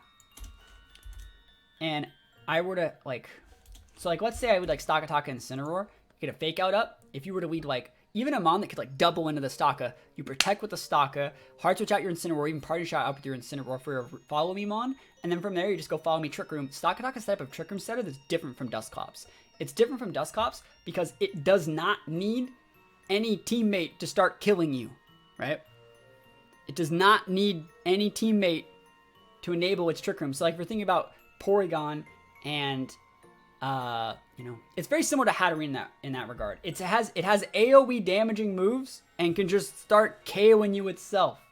And that's what makes Stakataka like a force to be reckoned with. Similar to Nihilego, like if it gets a Trick Room up, you have to like immediately respect it, which is something that like puts these Pokemon just much higher on a pedestal compared to other Pokemon in the decks. What do you think about Lumberry Kartana with Swagger support? I think that's okay. So like you're talking about like Kartana Thundurus. I think that's pretty good. That'd be able to steal some good stuff. Because also like the good way to beat Kartana is to status it, nuzzle it, will-o-wisp it, things like that. And so like I actually think that's okay because again you don't have to go all in at that point. I think that's definitely potential. I wouldn't say that's a good lead because again you auto lose the Trick Room with that, but you just redirection or fake out Trick Room, but I still think it's usable. Suicune, my favorite legendary Pokemon. Note that I said legendary, not restricted. My favorite restricted is Reshiram, who's also a legendary, but I feel it's fair to separate them. Inner Focus means he can't get flinched. I heard that it still gets Tailwind. Really, really good. Suicune's been a really good Pokemon for a long time, and it's one of the few Pokemon in the game that gets both of these moves. And the thing that separates this to like most things, the only other Pokemon that I can think that gets these moves is arguably the best Trick Room setter in the game. Tornadus. Tornadus being Prankster, gets Tailwind. Prankster Tailwind, by the way, and Icy Wind. And so it works because you can Icy Wind if you have to break sashes, deal damage, works against Landorus, but also you Tailwind first and then Icy Wind. So if you trade Tailwinds, so like if I go like Suicune and Whimsicott, whatever, and we'll trade Tailwinds, if I start adding more speed control onto them from there, it's like extending my Tailwind even further. It also gets access to Scald if you want to use it. People like to use Protect. People like to use Rest with Chesto. People like to use Calm Mind. There's so many different cool like little moves you can use with a Suicune here. I've used Roar before. I've used Toxic before, actually. You can't use Toxic anymore. Looks like it's Air Slash now without having to be... I saw that they made it so it got Air Slash without that being an event move. So that means you can Airstream now to even further increase the speed control. So I'm a big fan of Suicune in doubles. In singles, it plays completely different. Like Suicune will be played like Calm Mind, Rest... Not Reflect. Like Rest, Sleep Talk... and Scald, like that's how you play it in singles, but in doubles, this is how you kind of play it. It's a really good Pokemon.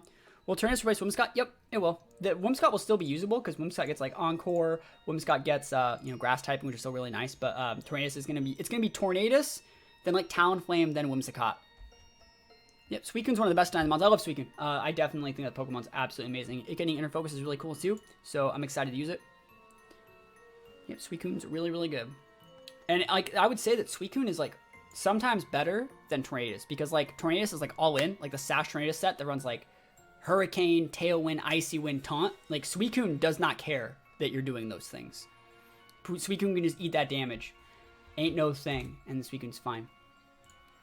Alright, let's look at Swampert. Without Megas, this Pokemon is super underwhelming. I don't know what else to say. Like, compare it to a Seismitoad or even a Gastrodon. Gastrodon's way better. As a Pokemon, Gastrodon's better than all three of these. But like, let's compare. So, Torrent or Damp, completely useless both abilities. 60, 74, advantage Seismitoad. 90, alright, advantage. We're neutral. We're comparing them. Special attack, same. Defense, more on Swampert. Attack, more on Swampert.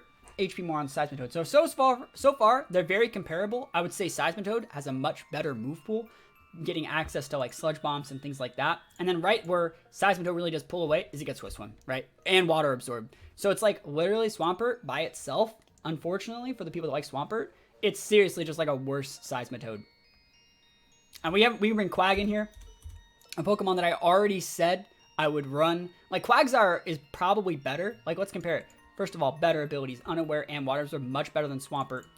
95 to 100, only a little bit worse. 85 to 110, a little bit worse. Quagsire, a little bit worse HP. Quagsire, a little bit worse special attack.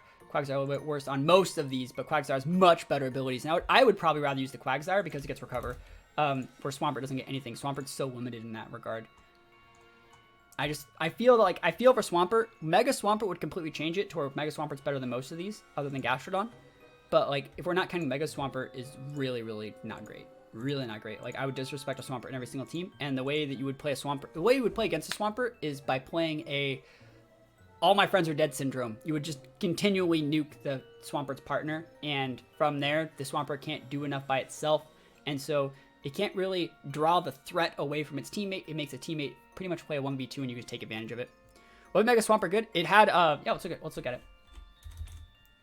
It wasn't even like good. It was just usable. It was very popular. You'd never see me use it.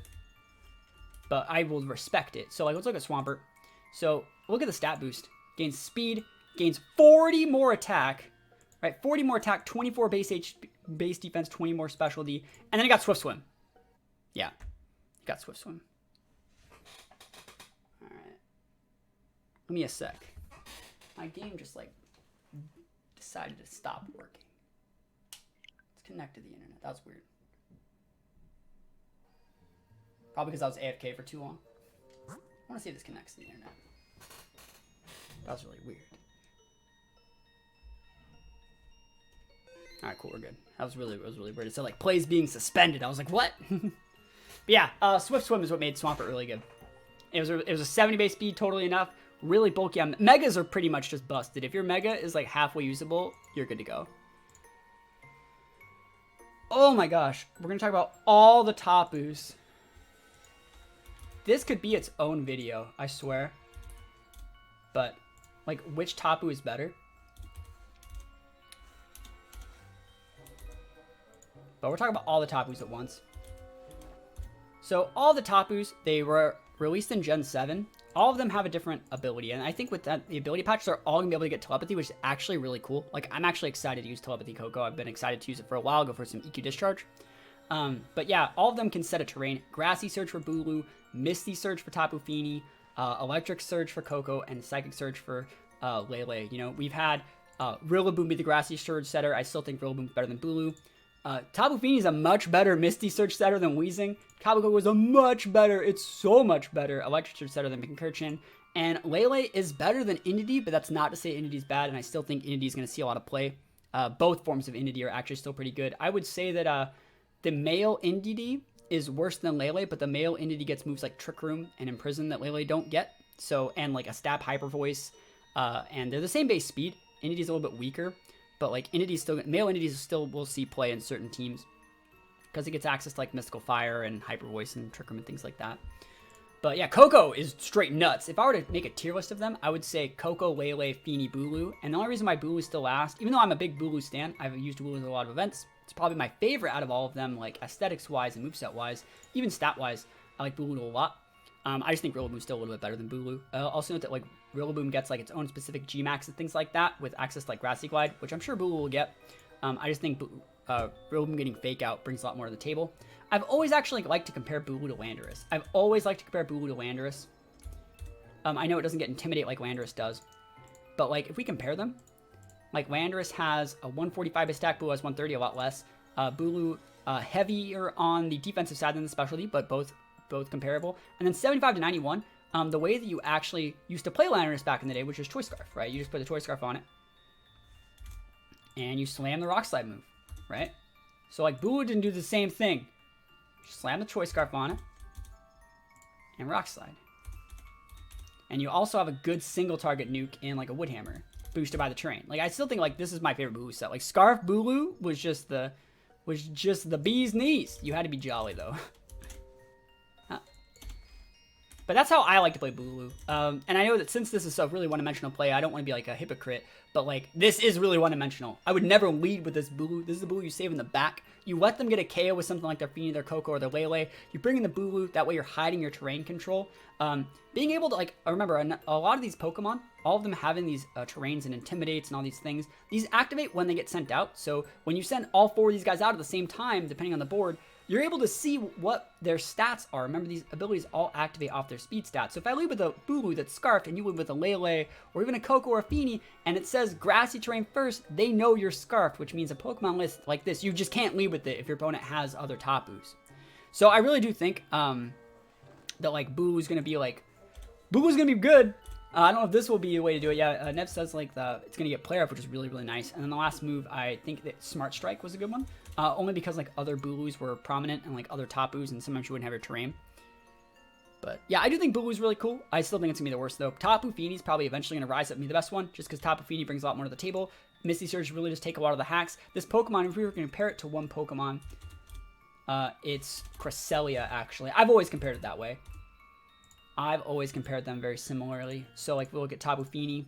It has less HP, obviously, a lot less HP. It has a little bit less defense. It has the same special D, has the same speed, but like you can kind of see where the similarities are to these two Pokemon. Fini doesn't have recovery moves, but Fini has like, I would say a much better special attacking move pool. You can go for those Muddy Waters, you can go for the Calm Minds, Moonblast, things like that. Still gets Icy Wind, still gets Haze. So different play styles, but similar Pokemon.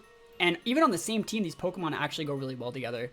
So I actually think all the Tapus are going to be meta, and I'm probably going to make my own video talking about like the actual tier list where I rank them and talk about their strengths and weaknesses. But I do think that with these two getting access to Rising Voltage and Expanding Force, they're going to pull ahead and be the first two. Especially Lele, because Lele was already at some points more popular and better than the others. And now that it has like a steroid boosted move, they can one-shot everything. That's just pretty nutty. All right, let's talk about Thundurus. The legend himself from 2011. We'll talk about both forms, because both forms are worth mentioning. They actually play very differently.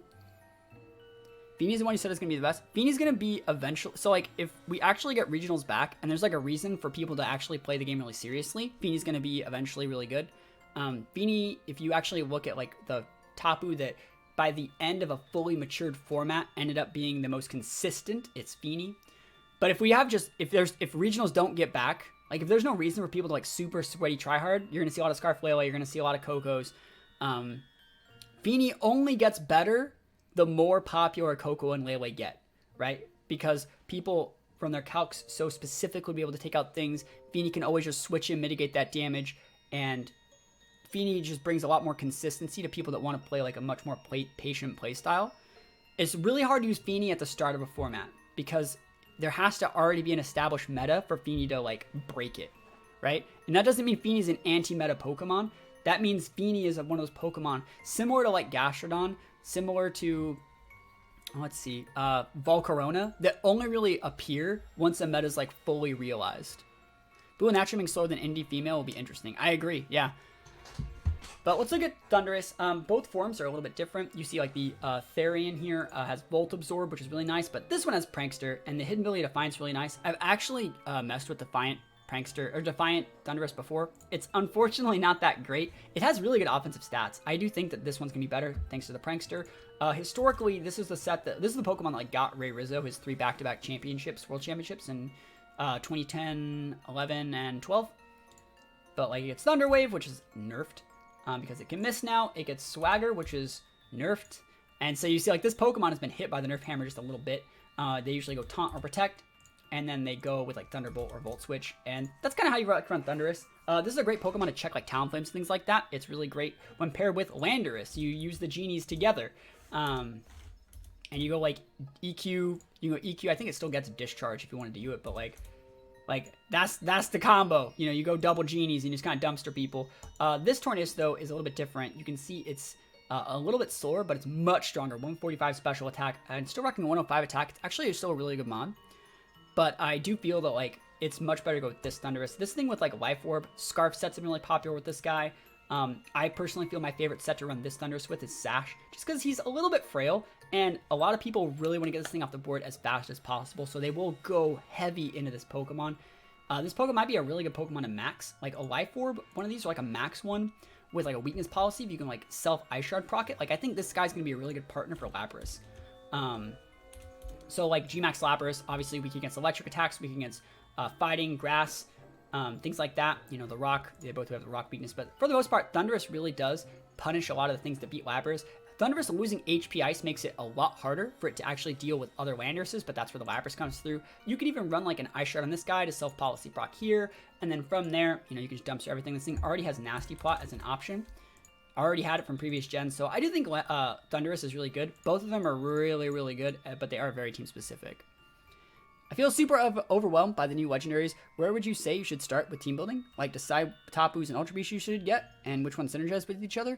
No, I feel that like if you're really overwhelmed, you should probably just pick a Pokemon. Like I just said, I want to use Thundurus. How do we enable the Thundurus? Pick a weakness policy Ice Shard user. I picked Lapras. Oh, these Pokemon cover each other pretty well. Just keep going from there. How do I help improve my Lapras? Or how do I help improve this matchup? How do I help improve this matchup? Never on legendaries. I look forward to seeing them used in this meta. It'll be fun. I watch YouTube all the time. Happy I could finally catch one live. Yo, I'm happy that you're here. I'm glad you like it. Normal Thundurus gets hidden ability now. Yeah, we talked about it. It's just not... I have a video from like 2012 on YouTube talking about like physical Thundurus. And I went back and watched it before actually doing today's stream. And it still actually holds up. I feel that physical Thundurus is not very good.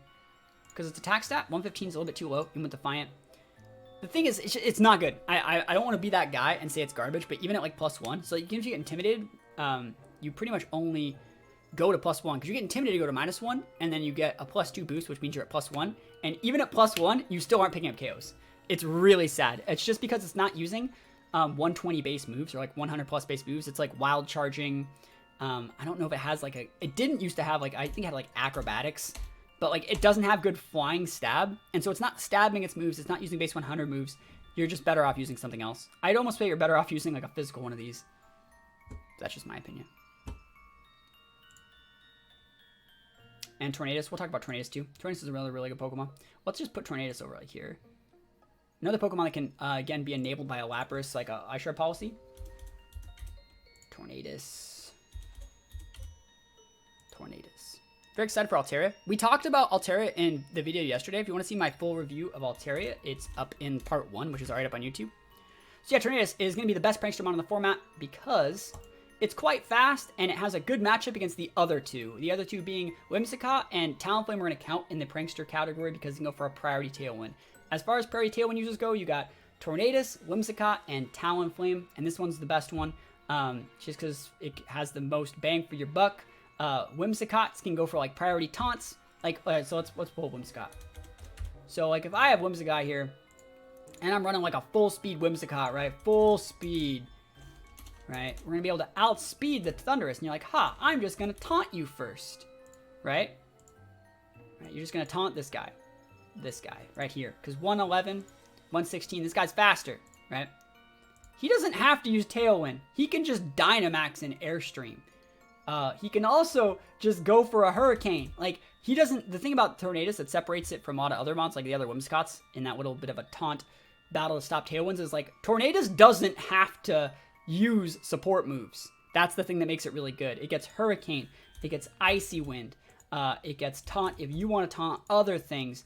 And then you get the Tailwind if you want it. Like, this is the standard set for this guy, and that's pretty much the set, and most people like to use Sash. And so you have multiple forms of speed control with the Icy Winds. Hurricane is just absolutely massive. Some people back in the day would run it with the Flying Gem, but this Hurricane's going to do really, really big damage in max mode. People might actually end up cutting the Sash like a Life Orb, or maybe not even a Life Orb, maybe like a Shark Beak, to make it so you just do a lot more damage. What about using Pokemon they expect to be Scarfed and then use Banned? Like, which example? Whimsicott will likely start running Taunt for Tornadus. Yeah, I think they will. I actually think they're going to start running Taunt and Encore again. But again, like, if you want to go for that Taunt Encore thing, what I'm just saying is, like, Tornadus will be able to just go, like, right off the bat, just go for absolutely massive just Hurricanes and Airstreams. And so it creates a little bit of a 50-50 that's not in the favor of the Whimsicott because it relies on the Tornadus user. Like, you taunting them and them having the ability to either fall for the... Even if they fall for the taunt, cool. Like, next turn, they're just going to hit you in the face. And yeah, you're going to Tailwind up, but you're going to lose your Whimsicott. And then there's only 2 turns left until they can re-Tailwind, right? So you're still going to be at a net loss from the Whimsicott stopping them. You stopping them and doing what you want gives you a net loss in 2 turns, which isn't great. Like, as a Tornadus player, the more patient you want to play it, the more you want to use Protect, Fake Outs, things like that. The odds are more stacked in your favor. And again, if you want to run Tornadus and then they run Tornadus, you can taunt them. So it's like, it just starts to get really out of hand, and the Pokemon's really, really good. As for the Tornadus Therian, this Pokemon's decent in singles because it gets Regenerator, which is one of the best abilities in singles, especially for Battle Spot singles. This is probably going to be one of the best Battle Spot singles Pokemon. As far as Airstream users, this is one of the strongest Airstream users to stab it. You go for Hurricane. You go physical or special with this thing.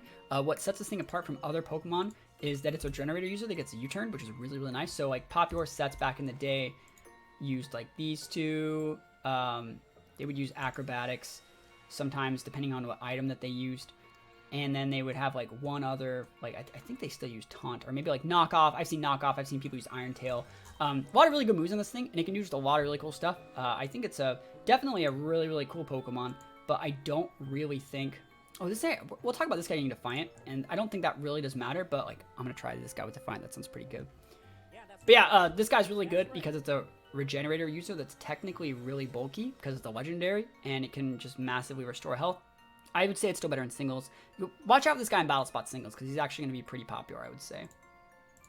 But overall, there's no reason to not run this Tornadus if you're already going to be running that type of Pokemon in VGC. Like, James Beck literally made his channel and, like, James Beck made a name for himself more so than he already had off a whole year of running Tornadus. He ran Tornadus for the whole 2019 season, like Tornadus Ogre cart, and just dumpstered everybody because he created a game where, like, he wasn't even really playing Pokemon. Like, if you're running Tornadus, you're forcing your opponent to play at the tempo that you want to play. You're saying, I'm going to go for immediate tailwinds, I'm going to go for immediate speed control, and I'm going to be really, really aggressive and force you to respect my options. And with the changes to speed mechanics and how tailwinds work, Tornadus is going to be even better. Tornadus is probably going to be the #1 used Pokemon on every single team. Because just having a Tornadus says your opponent can't play their slow game. You have to play you have to play the game at the speed that I play, which is pretty busted. And if you're going to try and trick room the Tornadus, like, a lot of the teams are probably going to have, like, Tornadus, really aggressive Mon, and then, like, 2 or 3 Mons that can deal with the trick room, so where, like, Tornadus is still really good. So if I have, like, Tornadus and, like, a Fake Up Mon, I can Fake Out your Redirection Mon and then taunt your trick room setter. And if you want to run Mental Herb, cool. A lot of the teams that are really made really well would be made for best of 3, and so they're like, cool, game 2 I wouldn't fall for that, you know? That's just my opinion. In a ladder situation, Tornadus, they'd be played differently, but depends if you're playing a ladder versus playing in tournaments. Tyrantrum. Tyrantrum's up. I like Tyrantrum. Let's be real. I think this Pokemon is one of the coolest Pokemon. Strong Drop, busted. Rockhead, busted. I feel that if we're going to compare it to Pokemon that have Strong Drop, we got to look at Dracovish. Another fossil Pokemon as well. There's not really a reason to run Tyrantrum. It's a little bit too fast. It's a little bit slower than Drake, which is unfortunate, but, like, let's compare it. Like, there's not really a reason to run Tyrantrum over Dracovish. Less HP. Yeah, more attack, but Dracovish has one of the best moves in the game, Vicious Rend. It has more defense, but not by much. Special attack's about the same. Defense, it does a lot less, and speed less, so it gets dumpstered by other Dracovish. My favorite set to use with Tyrantrum is a Choice Scarf set. That's just my opinion. The way that I like to run this Pokemon is you put Rock Slide on it so you can flinch them. You put a Dragon Attack on them. You put, usually, the Crunch, because you got the Strong Jaw, probably. And then the last move that you use is the Horn Drill. And you just pray. But that's what I like using when I use Tyrantrum. I think it's a really cool Pokemon. I think aesthetics-wise, like looks-wise, this Pokemon looks absolutely amazing. It's always a pleasure. I get some of the best thumbnails out of using this guy. And I think he's actually going to be usable just because he has so many weaknesses. You can Ice Shard proc him, Bullet Punch proc him, Mach Punch proc him. In a weakness policy format, like as a weakness policy user, if you're not running the Scarf set, I think it's actually going to be pretty cool. You can Bulldoze proc him, Rockhead, Rock Smash. Yeah, he can. He definitely can. But I just really do think that, like, also, yeah, if you want to cut the Rock Slide or even the Crunch for, like, a Rock, or the, what is it, the Rockhead, or the Head Smash, yeah. So this can, like, one-shot Tapus off, like, a Scarf set. If you're in the Scarf set, the Head Smash one-shots Tapus, which is really, really cool. I love it. It's my favorite way to run this Pokemon. But I just do think that it falls a little bit short most of the time, and it's only really good for, like, funny meme games to create content. I don't think this Pokemon's gonna, like, define the meta, and there's not really a reason to run it over something like Dracovish, which is already really, really good. If you wouldn't do more than 31% damage, Horn Drill's the play. That's a good way of looking at it. That is a good way of looking at it. Oh, the end is in sight. Holy moly. The end is in sight. Like 5 more left. So let's look at Uxie. We've actually talked a lot about Uxie and compared it to the other Pokemon, but the biggest Pokemon you want to compare Uxie to is Cresselia. So, like, again, Uxie has 130, 130. Cresselia has 120, 130, but Cresselia has, like, 45 more base HP. And for that reason alone, like, Cresselia is just better in, like, almost every option. They get very similar movesets. This thing gets Fire Punch. It gets U-Turn on Uxie. It gets Heal Bell, which Cresselia doesn't get. Memento. But overall, they get very similar movesets. I guess Yawn on Uxie. Yawn is a reason to run Uxie over Crest, but I don't think Yawn's going to be that important. So I just think Cresselia is much better in most options. Uxie has a really cool shiny, though. And then we're not going to talk about Victini or Volcanion because those are made for singles. Those are mythicals. We'll talk about Walrein. I think Walrein's a really cool Pokemon in singles. In doubles, it falls a little bit short because we're going to compare it to Lapras. One cool thing that like Walrein gets, it gets Thick Fat, which is a really, really cool ability. It makes so fire and ice type attacks do less damage. Ice Body is also really good. Oblivious is also kind of cool. But I do think that like Thick Body and Ice Body are really nice. And like if we're comparing it to Lapras, like it has less HP, less attack, more defense, more special attack, less specialty, and a little bit more speed. So they're like very, very similar, but which one of these has a Gmax Mon ability that can set Aurora Veil? It's Lapras. And I also think the biggest stop to Walrein, so like Walrein sets used to be like Protect. So you used to run like Protect, you used to run Sub, and you used to use like Ice Body with like leftovers. Like that's how I used to run this guy. And I've loved this Pokemon in like multiple formats. It's so good. And you run like Icy Wind. And then like usually they'd run Toxic, and that's what would be really good. And so I'm pretty sure it loses Toxic in this gen. If there's a way to keep Toxic on this Pokemon, it might actually end up being okay. Super Fang Icy Wind. I think this is the more popular one. Walrein was fun to see in 16. Yeah, it's definitely a cool mon. I like it. Seeing Swords Dance. I hope they give Walrein more stuff. It's actually one of my absolute favorites. Going all the way back to like Gen 4, I like this Pokemon a lot. This is one of the few Pokemon that I like the shiny of. I just like that look a little bit more.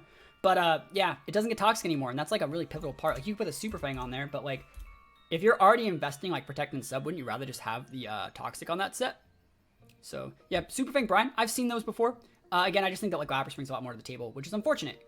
But I feel like with the Crown Tundra going to like the snow and stuff like that, you got to pack some more ice types, and it's there for aesthetics, similar to how Spiritomb is. Xurkitree, holy moly! One word to describe Xurkitree. I guess it's 2 words. This thing is rising voltage. Look at the stats. Look at this. 173. This Pokemon is busted. So what's stopping me from using all legendary mons? Obviously, it's a bit provocative, but I really have a hard time imagining using usable teams will look like. So, nothing's stopping you. Do it. That's what everyone's going to do. It's a Christmas tree. The only thing stopping you from running... Actually, I'll play devil's advocate to myself. The thing stopping you from running a whole legendary team is you don't have Fake Out. And you don't have Intimidate. Unless you want to use Landorus. Right? And if you don't have Fake Out, you don't have Intimidate, you also don't have Redirection. Right? You're very one-dimensional on your speed control. Right? So you have to run Tornadus. You have to run Landorus, because I said you need speed control. You need Intimidate.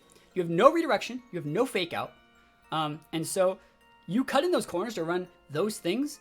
And if you're doing it what everyone else is doing, the thing is, doing what everyone else is doing plays into people running calcs to beat what everyone else is doing, right? If you're playing meta, you're susceptible to the things that are good against the meta, right? So that's why. Like you're cutting a lot of corners if you're using all legendaries. Most teams are gonna have like 4. They're gonna have like 4 legendaries with an Incineroar and like another mon. Right? That's how it's going to be. That's how it's going to go down. Probably like an Incineroar and like a Gmax Mon. So that's what's going to happen. So you're going to see teams that are like Lele. Like Lele Coco are still really good together. Like Lele Coco, Kartana, Celesteela, Incineroar, Stakataka. I have no idea. You know, that's going to be like a team looks like, you know? Maybe a Togekiss or something, you know? A Redirection Mon. Amoonguss, there it is. That's the one. So, like, yeah, something like that. Or maybe you'll see, like, Lele, Zam, Metagross, Tornadus, Incineroar, Amoonguss. It's actually a pretty good core, and you might be able to see that. Like, that would probably be pretty meta. Fight to make Guzzlord good. It's possible. But yeah, Xurkitree, it gets... The only thing really to say about this thing is they're giving it Rising Voltage, which is just nuts. This thing on Scarf User Xurkitree, super good. This thing's good with Life Orb. I think Vested Xurkitree might actually be pretty good. Say Porygon Z is unstoppable. Porygon Z is going to get one-shot by the Xurkitree, Chief. Like, get melted by the Xurkitree. You get melted. Porygon Z is not going to be good at all next format. Porygon Z is unstoppable right now? I don't think so. I think it's called Snarl. Snarl's pretty good. You Snarl the Porygon Z, you win. I think Porygon Z is unstoppable for people that are trying to sweep, right? If you're trying to play aggressive versus Porygon, you can't play their game. You have to play a game that lasts like 3 turns longer. You have to wait out their Dynamax. If you can wait out their Dynamax, the same way to beat Porygon Z is the same way to beat Dracozolt. Like, you literally just wait out their max, and then they have, like, no power because they're stuck using Hyper Beam. And if they're not using Hyper Beam, using Tri-Attack, then that means that it's a lot easier to weather their max mode because they're weak, right? And if they have both Hyper Beam and Tri-Attack, well, then they've cut a support move that they actually need, or cut a coverage move. They don't have Ice Beam, they don't have Dark Pulse, they don't have Protect. You can take advantage of that. So, Porygon Z is not that bad. And Xurkitree is not going to be that bad either. I think Coco's going to be really good. Coco Xurkitree, that's going to be kind of fun. I'll mess with that. And then Zapdos, we'll talk about all the birds when we talk about them, but I will say lightly that Zapdos is still going to be really good. I actually think that regular Kanto Zapdos is going to be better than the Galarian one. Just my opinion. And Zygarde, it's mythical, so we're not going to talk about it. We did it! We went through the whole list of all the returning Mons. Now, I will say that I'm going to be making, like, tier lists for these things, and I'm going to be talking more, if we ever get, like, confirmation of, like, these mythicals being used in like a format for like 2021 or 2022, I'll talk about those. But I am going to be making videos talking about like tier lists. Like, we'll open this page up right here. So we're going to be making one of these for singles and one of these for doubles, where I actually just go and I tier all the Pokemon, so you guys can actually get a pretty good idea of what the metas are going to be when the format comes out. So Pokemon, you can like prioritize getting good natures. Also, talking about natures, similar in like the Let's Go series, where I made that video talking about the best nature for every single Pokemon. I'm going to be talking about the best natures for all of the competitive Pokemon in Sword and Shield. That's going to be a video coming out probably next week, so be on the lookout for that. So that way when you're getting one of these Pokemon, you'll know what nature try to catch them or soft reset them for. So hopefully you guys are excited for that.